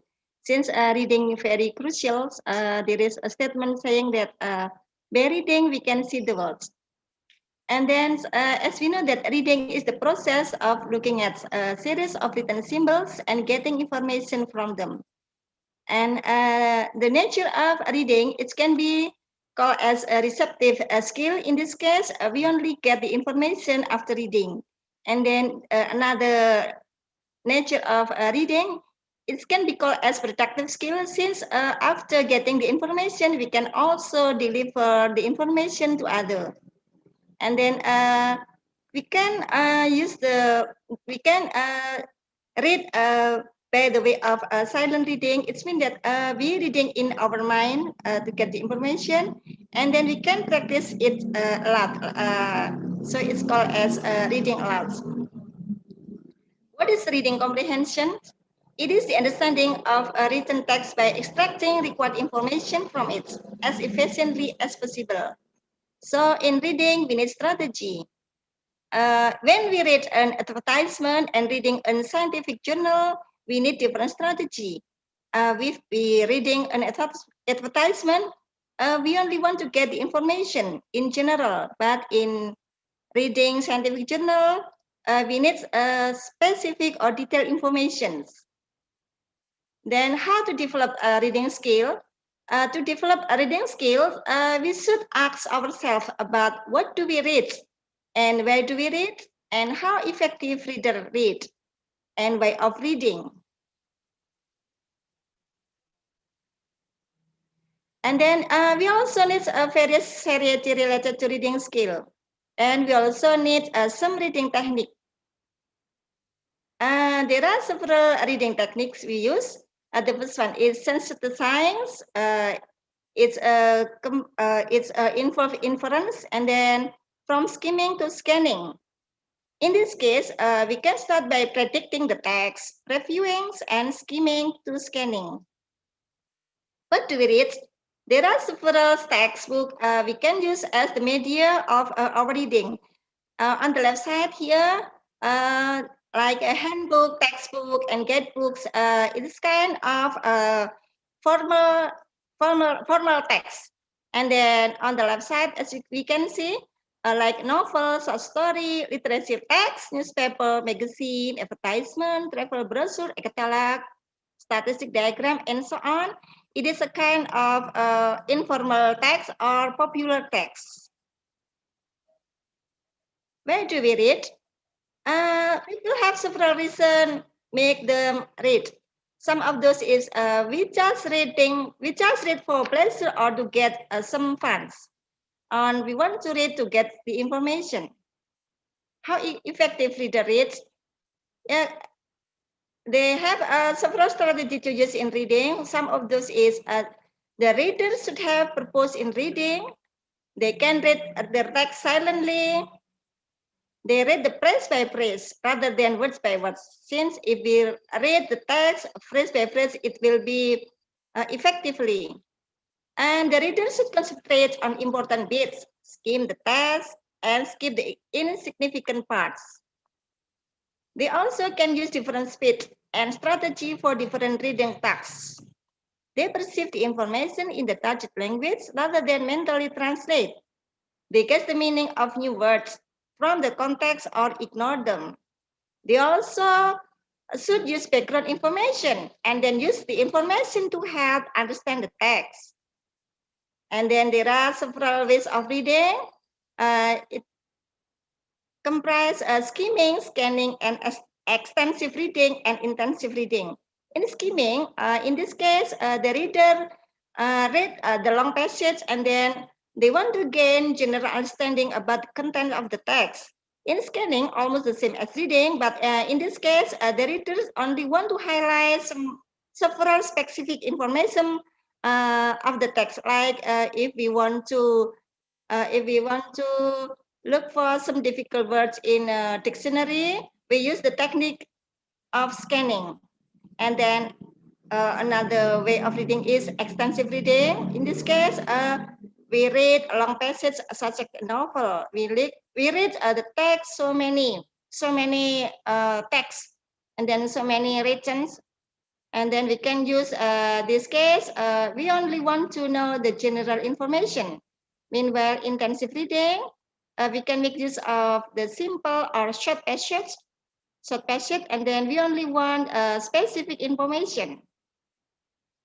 And how to develop a reading skill? In this case, we should understand the function of the passage, the general organization, also the rhetorical organization, like contrast, comparison, and then the cohesive device, like linking words. In reading, we involve a variety of skill. There are so many variety of skill, such as the first one, we should recognize the script of the language. The script, and then we should deduce the meaning and use unfamiliar lexical items. We should understand explicitly state information. We should understand information not explicitly stated, understanding conceptual meaning, and understanding communicative value of sentences and utterances. We should also understand relation within the sentences, understanding relation between the parts of the text through lexical cohesion device. We should understand cohesion between parts of the text through grammatical cohesion device. Interpreting text by going outside, recognizing indicator in discourse, identifying the main point or important information in a piece of discourse. We should distinguish the main idea from the supporting details. And then extracting the salient point to summarize. Selective extraction of relevant point from the text. And then we need a basic reference skill, skimming and scanning. And then transcoding information to diagrammatic display. And then what's the reading technique? It involves sensitizing, improving reading speed from skimming to scanning. In synthesizing, it comprises inference. What is inference? It's deducing the meaning and use unfamiliar lexical item through contextual clue. And then it also in the form of deducing the meaning and use unfamiliar lexical item through understanding words formation. And then the last, understanding relation within the sentence. Inference. In this case, to practice developing reading skill, we use the inference, deducing the meaning and use unfamiliar lexical item to contextual clues to recognize synonym and antonym. And then in this case, I share you the exercise. Suppose if we read a paragraph and then it is a kind of test item, like on the screen, exercise 1, for example, in paragraph 3, find two nouns meaning more or less the same as killing. And then in paragraph 2 or 3, find the equivalence of following words, changing, taking place, and so on. And then how to understand relation within the sentence? We should exercise in this the example, like read the following sentences and underline the subject and the main verb of each of them. From skimming to scanning, to develop our reading skill, we use the technique of predicting, previewing, anticipating, and skimming. And what is predictive? Predicting. Okay, we can look at the screen. Predicting, it is training the student to make prediction and guess the reading a test.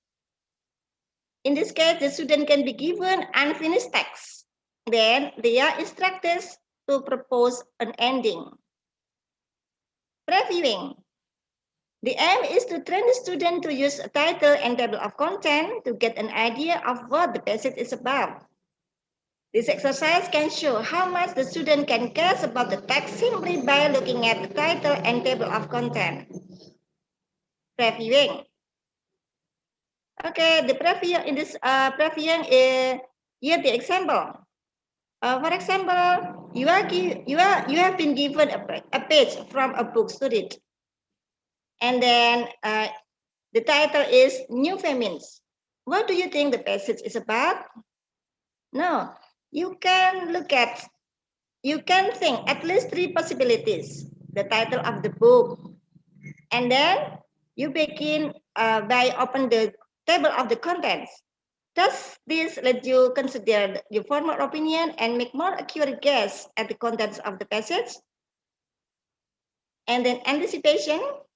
Before reading a text, the students are encouraged to think about the theme of the text. Before studying the text about robot, it is the example. Before we read a text about robot, there are some questions we can propose, like what is a robot? Is there any differences between robots and an automation? What can robots be used for? Do you think they can ever completely replace human? And so on. Skimming. The aim of skimming is to prepare skimming by asking the student to recognize the key sentence. The skill involved is to identify the main points of important information, distinguish the main idea from the supporting details. Scanning. In scanning, the reader can read quickly to locate specific information. They needn't reading the text carefully. For example, if you are thinking of buying cottage in Bali, this is what you want.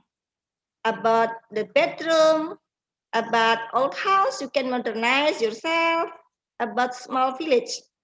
And the price, it is about $40,000. Scanning, it is a kind of test item, or it is a practice to develop our reading competency, reading skill by scanning. Look at the passage and circle the advertisement corresponding to what you are looking for. Try to do this as quickly as you can. Reading skill related to other language skill, reading and writing. It also in the form of summarizing, mentioning what you have read in the letter, note making, reading and listening, comparing an article and new bulletin using recorded information, solve a written problem, matching opinion and the text, reading and speaking. Okay, from all I deliver here, the conclusion is if we want to develop our reading skill, before we read the text, we should ask ourselves about what we read, where do we read, and then what's our technique we can use, and so on. So, inshallah, we can develop our reading skill well. That's all my presentation. Thank you, Mbak Ilda. Wassalamualaikum warahmatullahi wabarakatuh. Waalaikumsalam warahmatullahi wabarakatuh.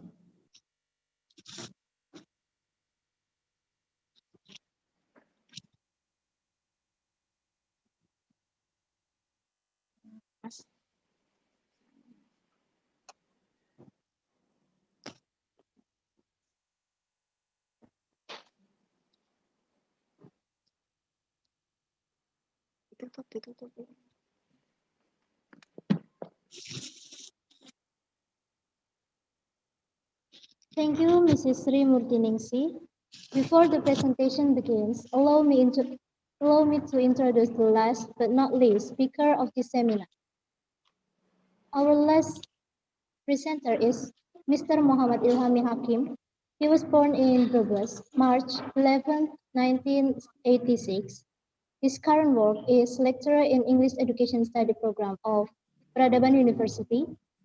His educational background are as follows: elementary school, State Elementary School 1, Limbangan Wetan, Brebes; Junior High School, State Junior High School 1, Brebes; Senior High School, State Senior High School 1, Brebes; undergraduate, English Literature of Muhammadiyah University, Purwokerto; postgraduate, English Literature of Semarang State University. Dear audience, without any further ado, I would like to invite Mr. Muhammad Ilhami Hakim, MPD, to deliver his materials entitled Study English for Non-Native Learners. Mr. Ilham, the floor is yours.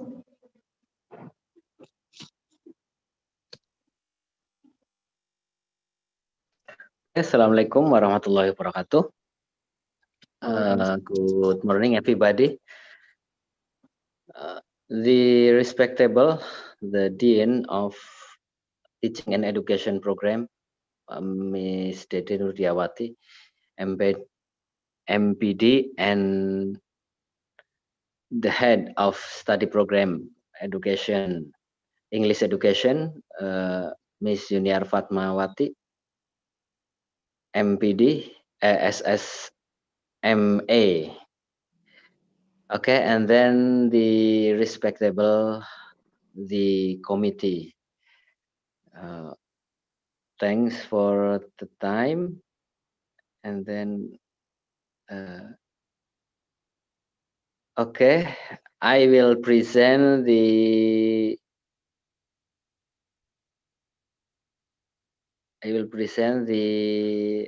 titled Study English for Non-Native Speaker ya. Nah, nanti PowerPoint-nya mana nih?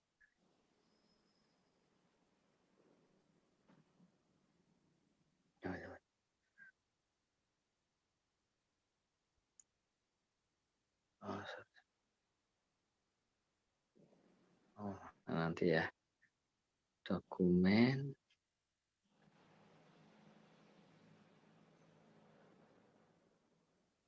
Error ya.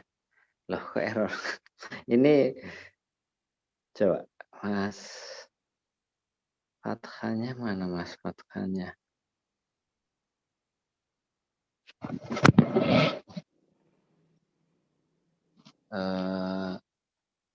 Sorry ya to wait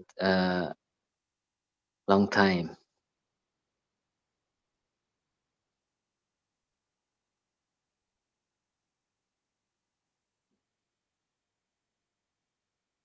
Google Drive.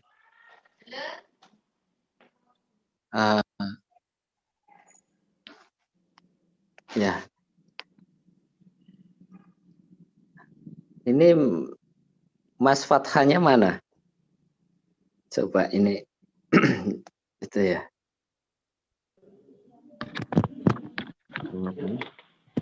Wait. Iya, kok nggak bisa? Mas, mana ya?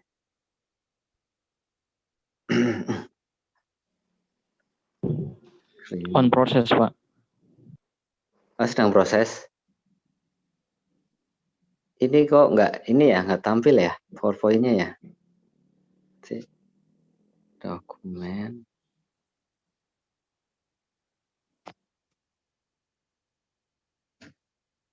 Oh, kok nggak tampil? Coba. Dokumen ya.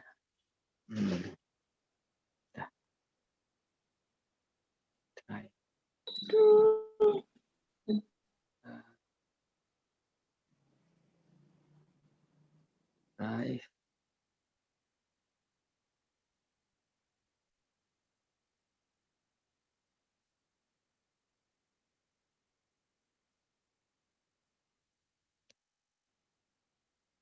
Loh, kok nggak bisa tampil sih ya? Coba coba. Google Drive.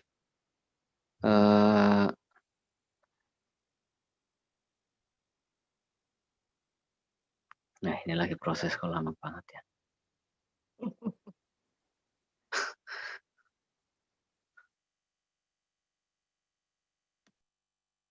Connect to Drive ya, connect to Google Drive. Sudah, Pak. Sudah? Ya, sudah muncul. Sudah muncul. Coba mana ya. Kok tadi aktif banget. Nanti. Okay. I'm so sorry ya. Because yeah. Okay, I will present the titled Study English for Non-Native Speakers. Yeah, and I take it from many sources. Okay, the introduction is a number of foreign language institution offer the program through the media, both print and electronic. Indeed, it provides golden opportunity for English language teacher or related parties to teach Indonesian students language.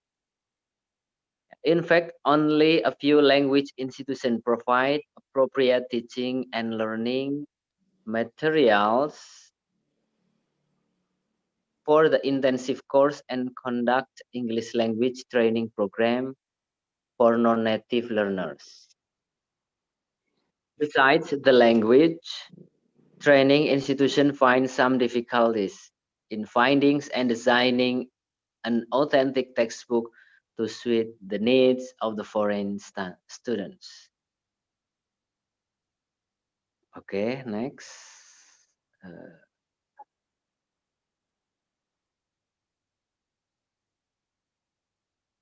Yeah, okay. My presentations has aims, exploring the learning materials which are available for non-native learners of English who learn English at elementary level and their weaknesses. The second, examining and developing the alternative model to suit the needs of non-native learners of English to communicate intensively in English.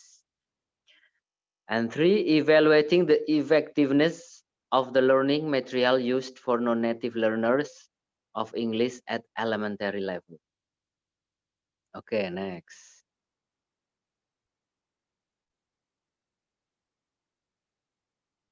Yeah. Nah.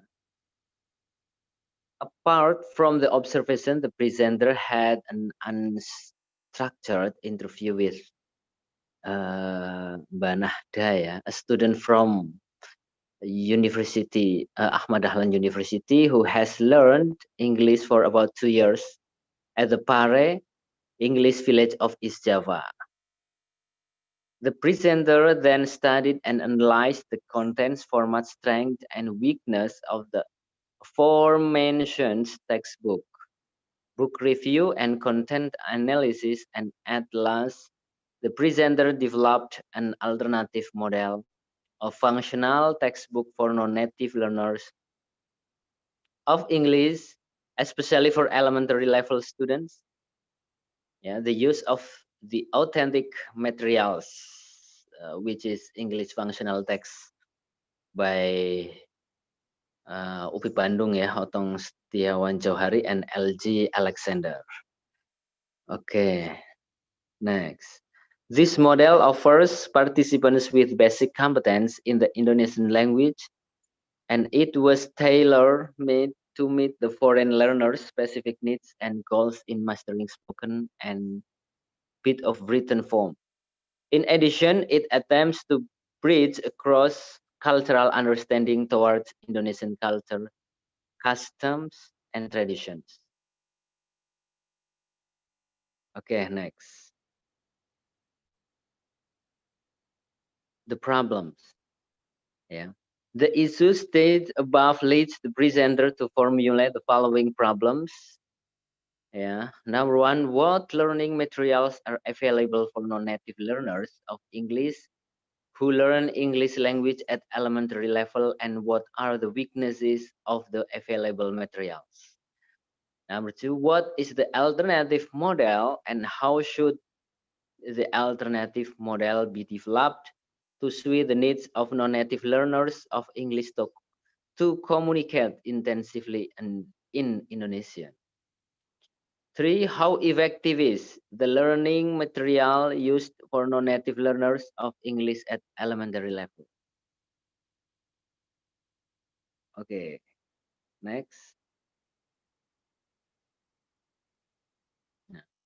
The problem solutions I take from several experts in English teaching that especially teach PIPA and English for Indonesian students. Yeah. Number one, Marianto urges that the learning materials or topic must be presented in a good order so they can understand material easily.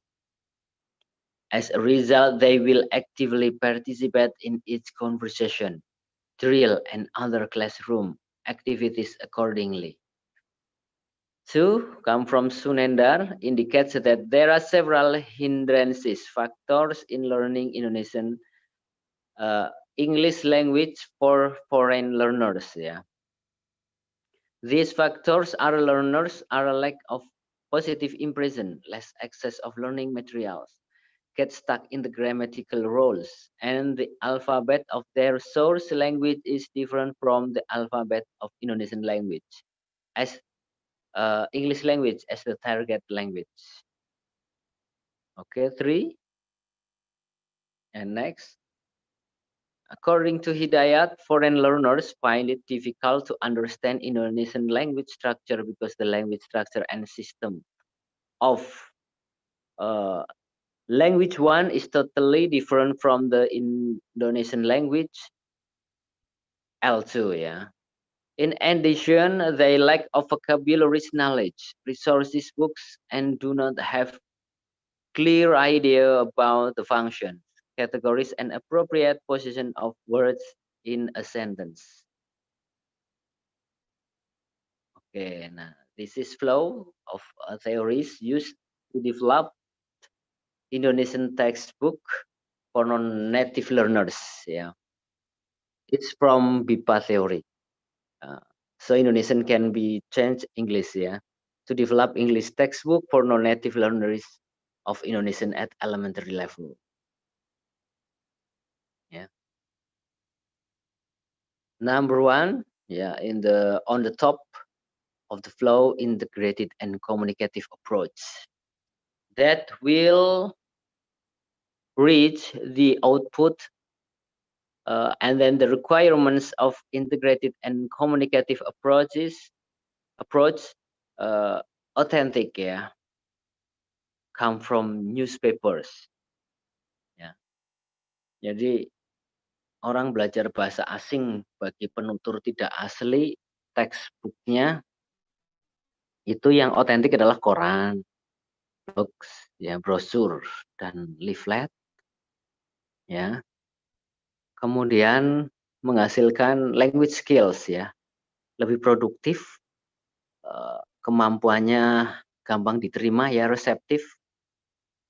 Kemudian grammar dan vocabnya lebih nyata, lebih nyata. Nah, berikutnya materials meet the interest and students learning objectives, ya. Jadi tujuannya disesuaikan dengan ketertarikan siswa. Ya, ketertarikan siswa.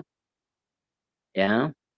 Nah, termasuk ketiganya yang saling berkebalikan ini, authentic, language skill and materials, itu termasuk dalam kategori konteks of teaching and learning ya, context of teaching and learning. Jadi belajar mengajar bahasa Inggris bagi teacher non-native and learners non-native itu kontekstual ya, berdasarkan dukungan kenyataan, lingkup kenyataan yang ada. Nah, ya itu meliputi context of situations, ya, konteks keadaan situasinya, dan keadaan kultur budaya ya, keadaan budayanya. Nah,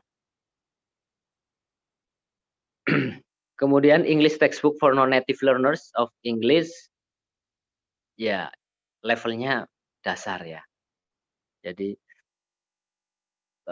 masih untuk sebagai prakteknya adalah kontekstual ya. Jadi tingkat dasarnya itu melihat konteks yang ada. Nah, ini saya pakai bahasa Indonesia karena audiensnya juga banyak, ada mahasiswa dari kampus lain ya, mungkin bukan jurusan bahasa Inggris. Jadi untuk non-native learners of English language itu secara nyata Anda bisa lihat di Pare Kediri ya. Nah, di Pare Kediri berarti 10 tahun yang lalu saya di sana itu Pare Kediri masih kursusan itu masih seadanya ya, tapi memang sekelas mahasiswa saja yang ngajar anak-anak SMA ya, yang sudah dilatih sama Mr. Kellen ya, Mr. Kellen. Dan di sana sangat artinya sangat konsisten ya. Jadi pengajar-pengajarnya itu jadi kalau di kita itu ya dapat siswa banyak misalnya. Jadi dia dihadiahi ke Australia ya 3 bulan, 4 bulan. Jadi dulu masih orang-orang asli situ. Jadi di Pare Kediri itu kan desa ya, desa Tulungrejo, di perempatan itu masuk. Itu sepanjang jalan kan banyak kursusan ya. Di pinggir jalan kursusan, di tengah sawah juga ada kursusan, di pekarangan kosong juga ada kursusan gitu ya. Nah, tapi ini banyak tetangga yang kursus di sana itu ya kirim-kirim foto gitu ya, kirim-kirim foto. Ternyata sudah mulai banyak volunteer ya, kayak di UPS itu kan mahasiswa-mahasiswa yang dari Finlandia, Irlandia itu kan non-native learners ya, non-native students of English, and then they ya, jadi mereka dijadikan pengajar juga for non-native learners juga. Nah, ternyata di Pare sedang dikembangkan itu ya. Jadi sudah berani ngundang itu ya, volunteer itu yang dari Spain, Irlandia, Irish gitu kan. Nah, ada Mr. Bob itu, jadi itu betul-betul kenyataan, artinya ya seperti itulah non-native learners ketika belajar bahasa Inggris. Oke, seperti itu dari saya. I think enough ya for my presentations. Okay, thank you.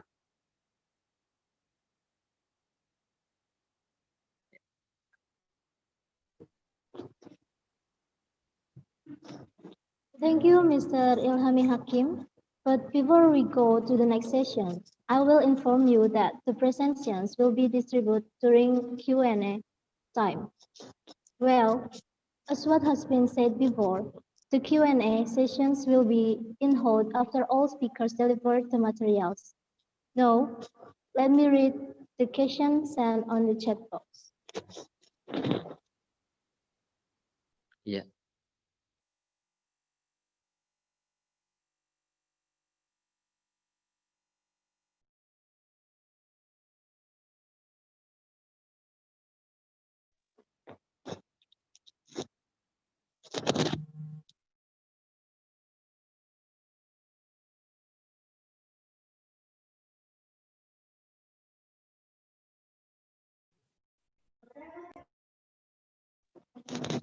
First question is from Mansur to Mrs. Teda Nurdiawati, MPD. The question is how to teach English in elementary school so that students understand easily. Okay, should I answer now, Miss Moderator?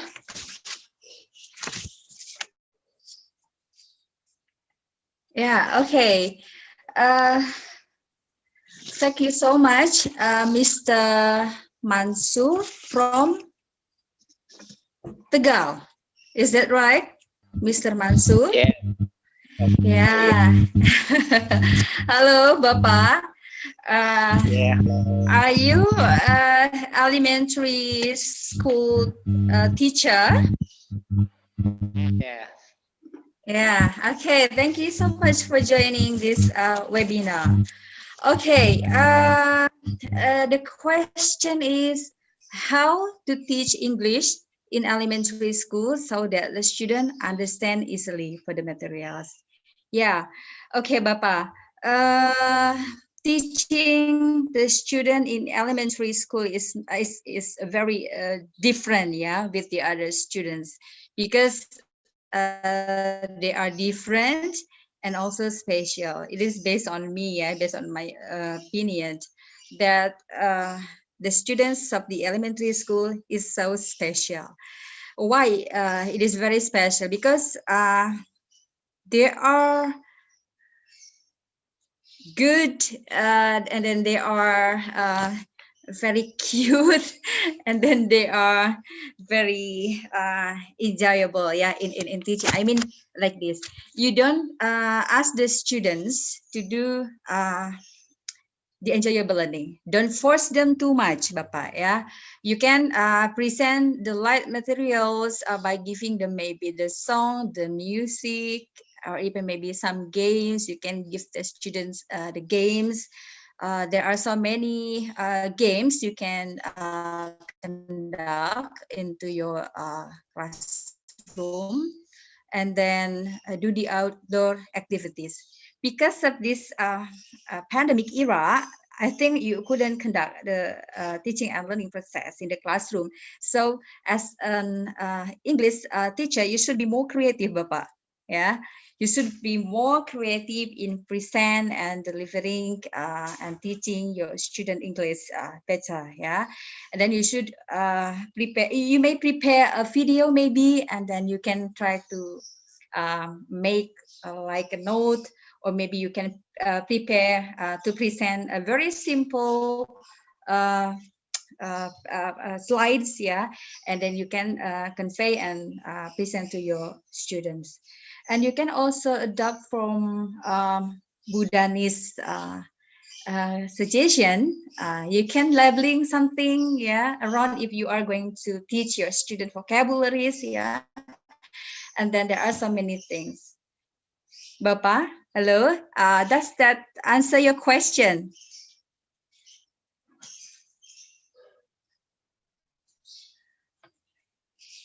The moderator, maybe that's the answer of mine for answering Pak Mansur's question. I hope that this answer can, hello? Yes, ma'am. Can overcome the problems of Bapak's class, yeah, Pak Mansur's class for teaching student in the elementary school. Thank you so much, Bapak Mansur from Tegal.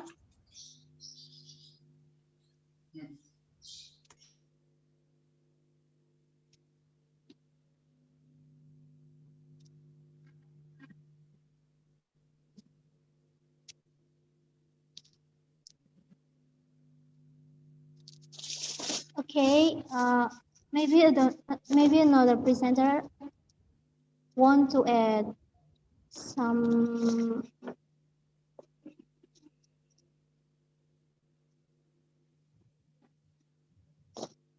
Okay, the second question is from Miss Hilda Hofia. Sorry, Mbak Hilda. Yes, ma'am. Yeah. Sorry, network low. Thank you. Yeah. Yes, thank you.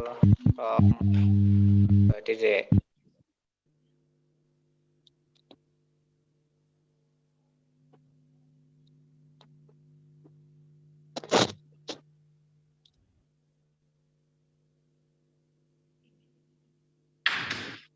Mbak Hilda, Yes, ma'am. if I can add to answer Mr.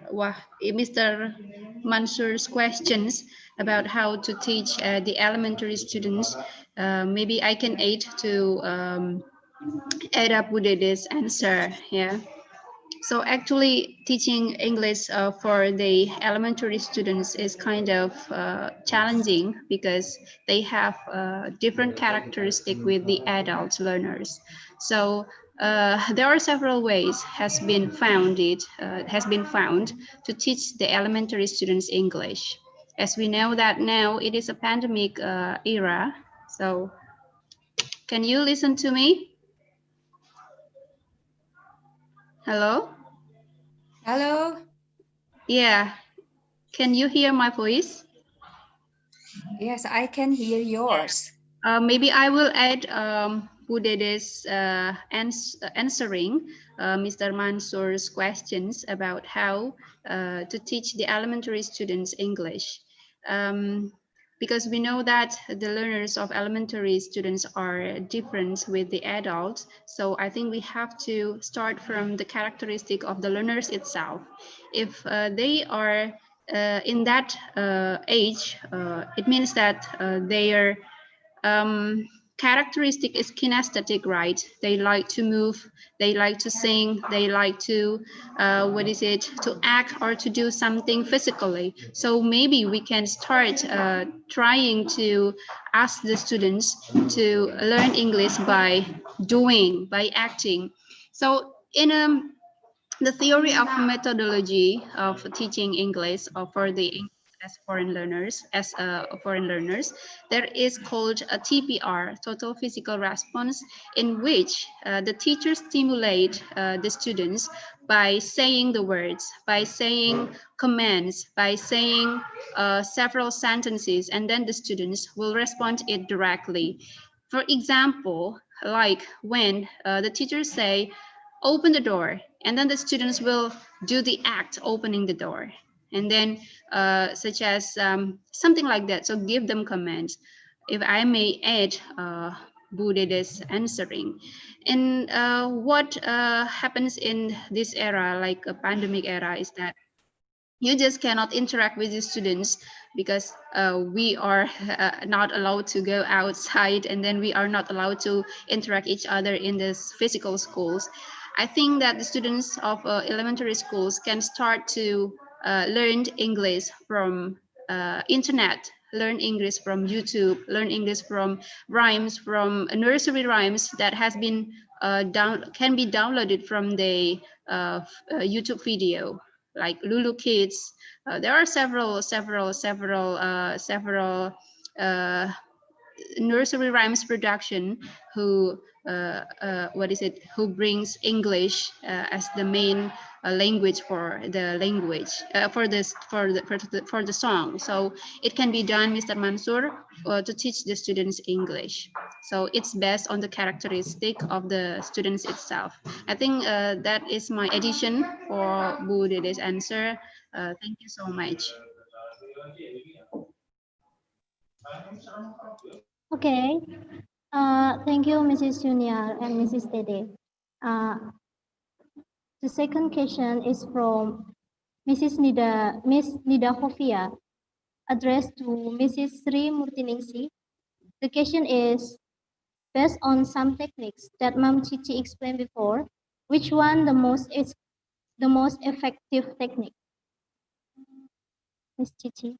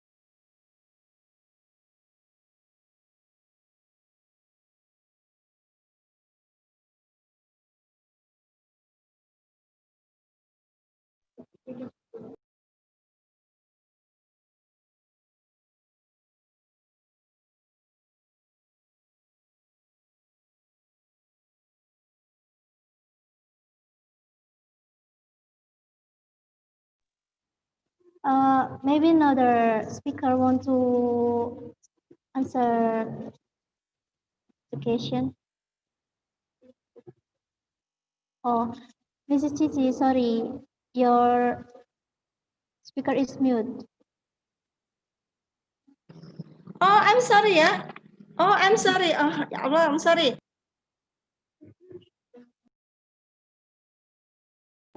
No, Mrs. Chichi, it's still.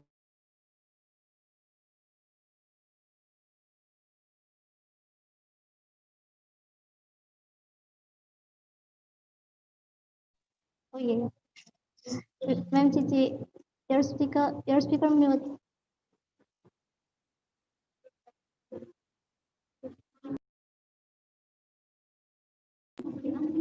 Miss Chichi, please turn on your.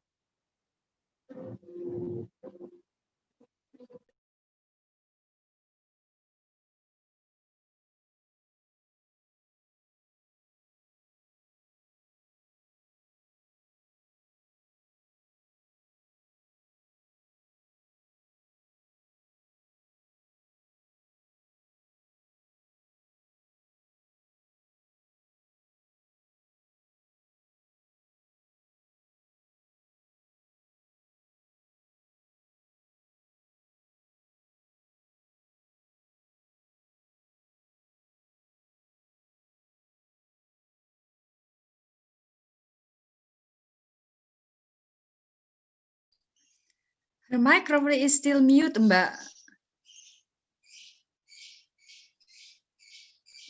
Ibu, halo Ibu.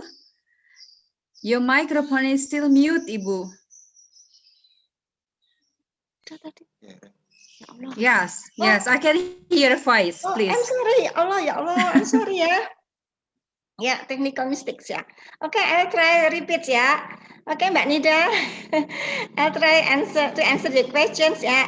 Among several reading technique we use in our developing of our reading skill, we should consider about the purpose of our reading, especially if our position here as English teacher, we should ask ourselves what's the purpose of the reading itself.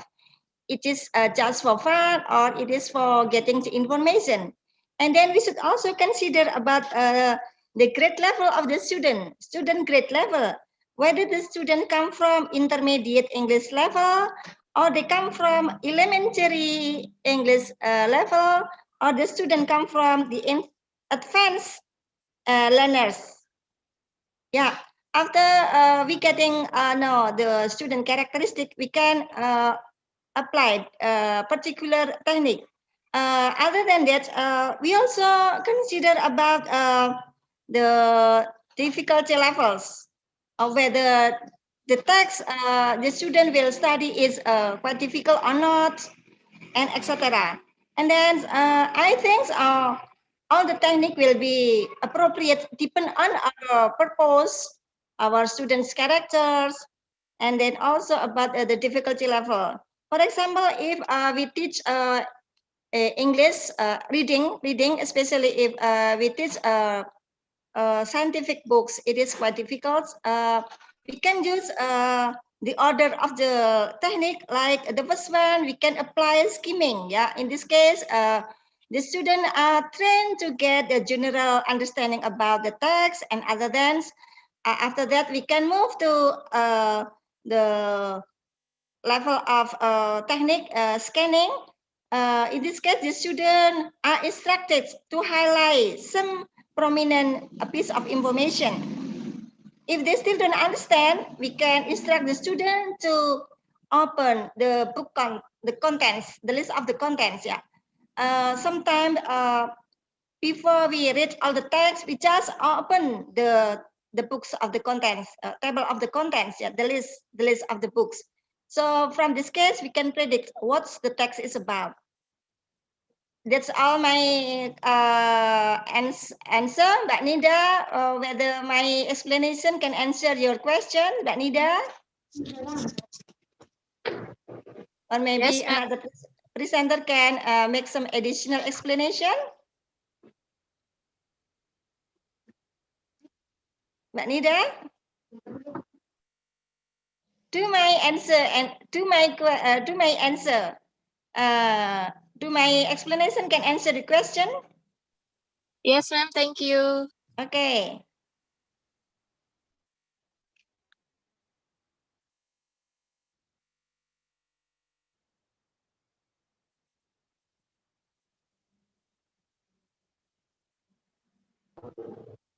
Okay, maybe another presenter want to add Mrs. Chichi answering. Okay, Mbak Nida, Mbak Ilda. Yes. I'm sorry. Actually, Mbak Nida proposed two questions for me. Yes. Yeah, the second question is about how to implement the technique to English for young learners, especially for the young learners, yeah, especially on reading. Let me answer the Mbak Nida questions. Mbak Ilda? Okay. Since the young learners have different characteristics from the adult learners, we should treat them in different way. In this case, we can choose the easiest text or a passage. We should choose the interesting text like story, yeah, tale atau story, yeah, like Cinderella. And then we can use the easiest technique like skimming. The main point here is making the student understands the context, and then we as the teacher, we can express or we can expand several questions to the student using anticipation technique, just to get them involved in the story, like in the story like Cinderella, we as the teacher can ask some question like who is the main character, who is the supporting character, and then what's the best character you like best, and what's your reason, and then where is the setting, and something like that. And then finally, the student can predict what the next story of the text. Although we only give not complete text, it can be half of the text, and then they can make a predictions. And then other than that, the teacher should serve themselves as the model.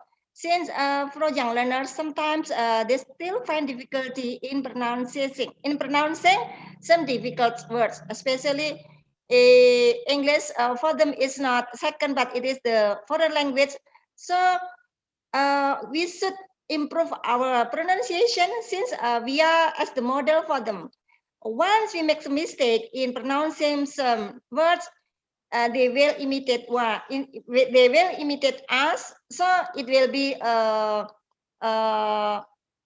like error forever.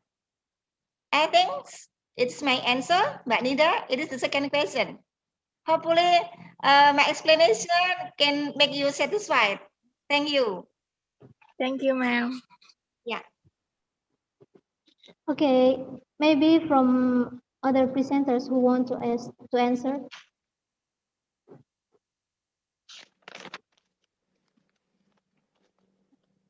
Okay, maybe no.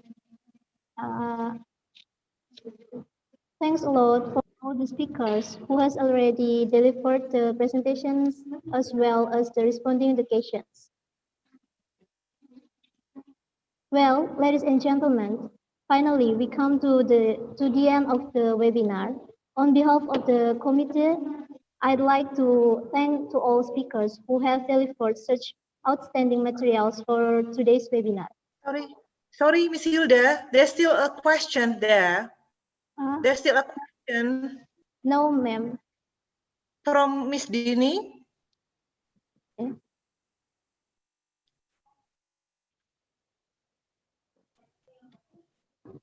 No, ma'am. There's still a question from Miss Dini at group chat. You can check. Oh, yes. Sorry, there is another questions from Mbak Lutfiana as well. So Mbak Hilda, you can check the chat box first before you close the agenda today. Okay, education is, are there,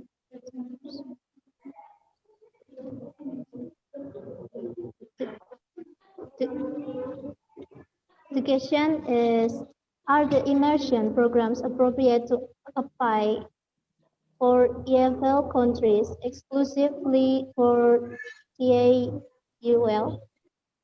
Immerse children in another language by using that language as the medium of instruction, at least for part of the school day.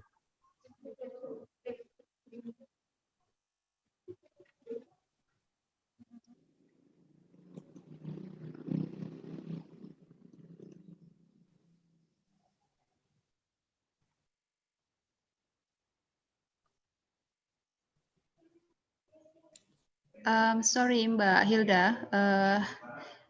To whom is the question addressed? Is it to all of the speakers? Mbak Lutfi? There is no. Okay, so maybe I'll go first, yeah, and then the other speakers can add. So do you mean with the immerse here is immersion programs means that exclusive programs for the students in the schools, or it means that students with high intelligence, or what, Mbak Lutfi? So maybe you can interact with me, Mbak Lutfiana. Mbak Lutfiana, to make sure that the terminology that you use has the same definition with me.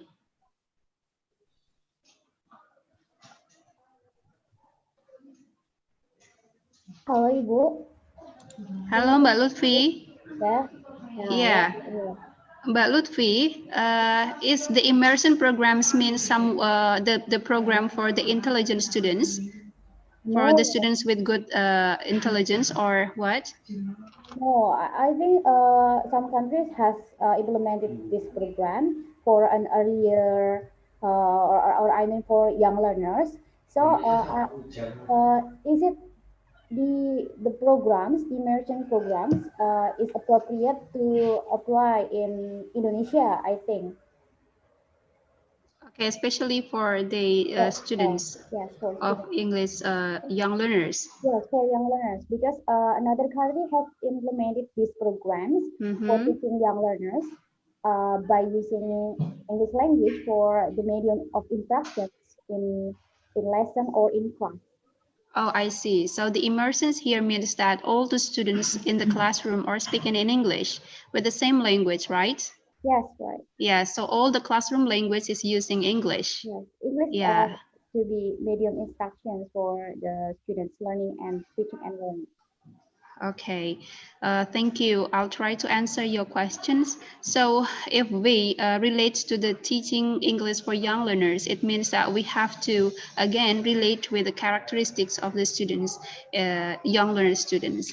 If we see that our students in the elementary schools or maybe under the senior high schools, if they belong to the young learners, it means that they are the students or the person who is having a possibility to to understand English well by habits. Yeah, I think it is very possible for the students of the English young learners having this kind of immerse program.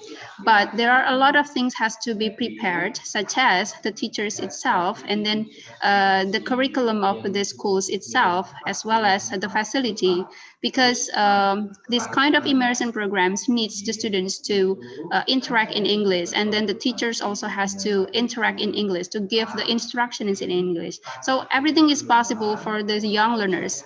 It is very different with the adult learners, because the adult learners has already had the system of the language on their mind. So it's a little bit difficult for the adult learner to learn a new language. I think it's a good start for the English young learners to start an immersion programs, but it depends to the facilities, it depends to the environment who creates it. Maybe that is my answer from Mbak Lutfiana. I think the other speakers may add. Thank you. Yeah. Thank you so much. Okay. I will try to add a little about the immersion language here. I mean, the language immersion of the bilingual language education, in which the language are used for teaching and learning process as the instruction for the students.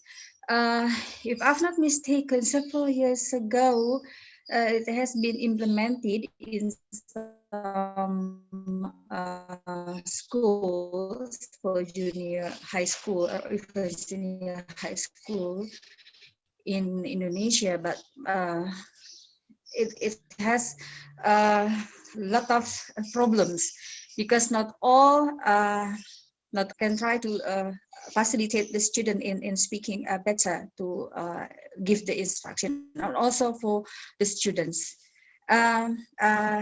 It will have an explanation from Pak Ilham, yeah, for the teachers should try to practice a lot, and then also the student, and also for the media to support the teaching and learning process. Yeah, maybe that's my additional explanation, Bu Yunia. Maybe from Pak Ilham can try to add the explanation of this.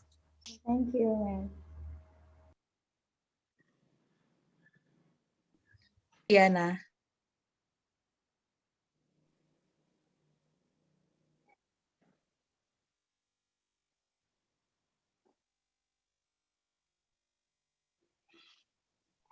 Okay, that is the next question from Dini Agustin, addressed to Mrs. Yuniar. The question is, can we change our accent? For example, we want to learn British, but we've known American accent all this time. I guess that the question is addressed to Mrs. Dani, so Mrs. Dani will answer first.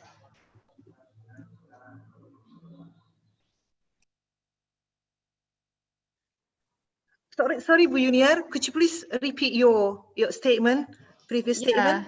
So Mbak Hilda said that the question is for me, but actually the question is for you, and I think maybe I'll add Which one? after you. Dini Agustin. So Okay. can we change our accent, for example? Okay, you may check in the chat box. Oh yeah, yes. So I have to answer Ms. Dini's question first, Bu Yuniar. Okay, Ms. Dini, what a great question delivered. Yeah, it's really a fun question here, but it's the problem all of us here. Yeah, the answer to my point of view is absolutely yes. Yeah, 100% yes, we can change our accent. For example, you want to learn British, but with non-American accent, can we change it? Absolutely yes. The first thing we have to do is knowing the difference between them. Knowing the differences between British accent and the American accent. And then after knowing the differences, yeah, we can, okay, during the COVID-19 pandemic, I think we can search from many sources from the internet. Yeah, we go directly to specific channel here. For example, specific British accent channel here. And then do that continuously. And then for other sources like, okay, let's say for example, songs, yeah, or group band. If you like listening to the music, yeah, we prefer the British band to the American one. So are the movies. or films, yeah, and etc. Yeah. For pronunciation, because accent belongs to pronunciation, we can list we can list the differences, each different. For example, how to pronounce R at the end of word, yeah. And then some vowels, yeah, are also different from the American, and then the vocabulary, etc. I hope it can answer your question, Miss Dini. Yeah. Does that answer your question? Yes, ma'am. Miss Dini, yeah. Yes. Thank you. We miss you, yeah. We miss you too. I miss you too. Can I add up? Yeah. Yes, please, Sure. Bu Yeah, just Junior. little things. But Dini, I want to make sure, I want to ask you a question and then you have to respond me. Are you sure that your English accent belongs to American or British? I think my accent is belong to American, but recently I've learned British, you know. You prefer British as your standard of English accent? I think all accent has different and unique sounds to me, and it's very interesting to learn them all, but British is the, I don't know, I prefer to study British nowadays. Okay, the first thing that we have to underline is that actually the accent itself is belong to the native speakers who lives in that country, right? So we, as the learners of the language, is actually we have our own Right. accent. We can't yeah, change our accent. yeah, we have our own accents as a learners of English. So Indonesian learners has their own accent in English. So I've ever read a journal saying that actually the British itself, the English itself is not again belongs to the English or the native speakers who lives in that what is it English countries. Yeah, because there are many people who start to speak in English and they have their own accents. So the first thing to answer your questions is that to make sure whether your accent is British or American. If you claim yourself as a someone who what is it speaks in American accent, you have to ask someone who coming from America, because there are a lot of accents as well in America, in United States, and in United Kingdom as well. Yeah, there are a lot of accents. So what is it? And as learners of English, we have to know the difference of it, as what has been said by Bu Dani. Yeah? And it's a must for us as learners to know, to get in touch with every accents, different accents, especially the Benua Australia. Yeah, we have the closest neighbor next door again. Okay, I think make sure And we are influenced by the mother tongues. Yes, of Yeah, course. In Indonesia. Yeah, the standard It's like of the Indian English and Singaporean English, right? Yeah. So They the still have Indian, their own accent. so the Indian itself has their own accent. Indonesian people has their own accent. Singapore, Singlish, they have their own accent. So we just have to know about that. Thank you so much, Badini. Okay. Yeah. Could I add one more thing? Yeah. Yeah. Yeah, but still, Miss Dini, we can change our pronunciation. Yeah, our accent. I mean, even the people who was born in England, for example, here, and then she belongs to like say Norton. Yeah, Norton, and then she would like to change her accent into the Swarton one. It's also possible. It's also possible as long as we do it. What is that? Continuously and persistently. I think that's possible. Yeah.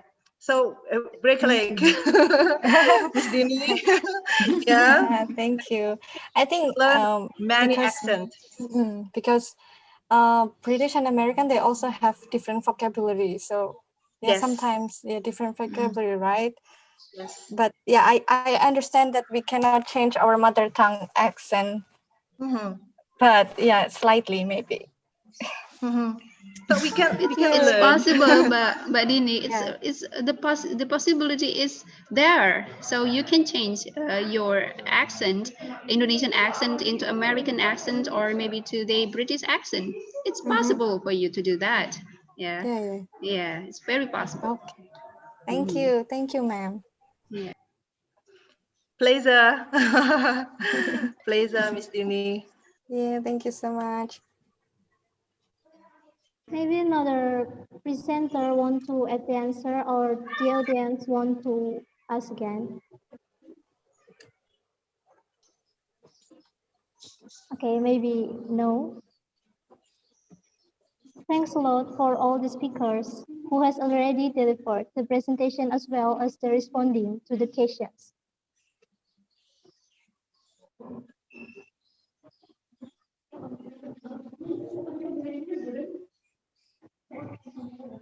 Well, ladies and gentlemen, finally we come to the end of the webinar.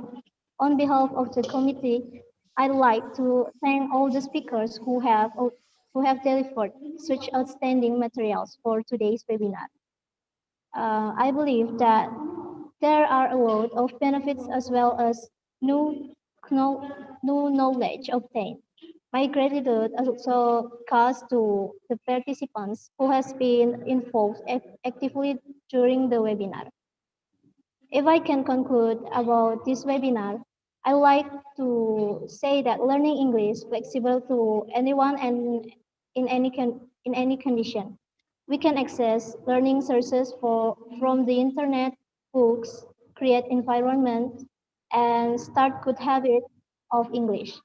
However, learning English might not meet its goal if we have no strong motivation, willingness, efforts, and struggles in learning this language.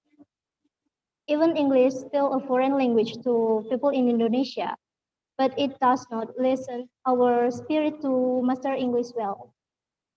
Okay, regarding with the presentation links and certificates, the presentation link will be withdrawn shortly after a while, and the A certificates will be given to participants to email address after presentations. Before leaving the webinar, let's do a photo together. Please turn on the camera for a photo session for 2 minutes.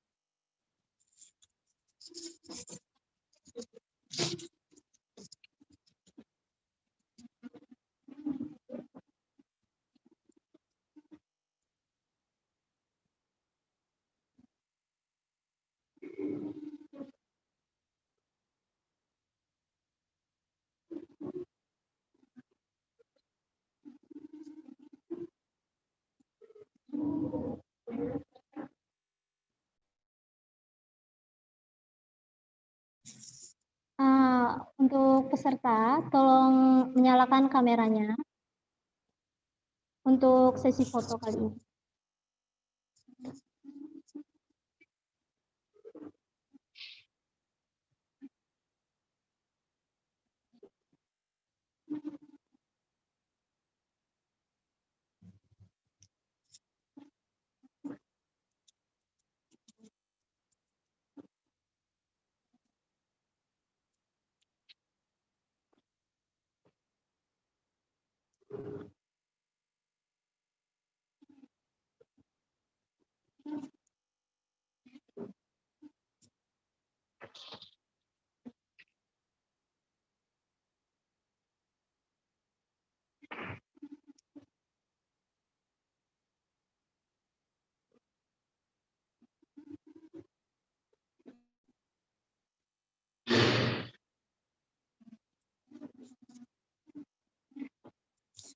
Okay, thank you, all of you. Well, ladies and gentlemen, it seems that I have to close the webinar today. Let's close the webinar by reciting Alhamdulillah together.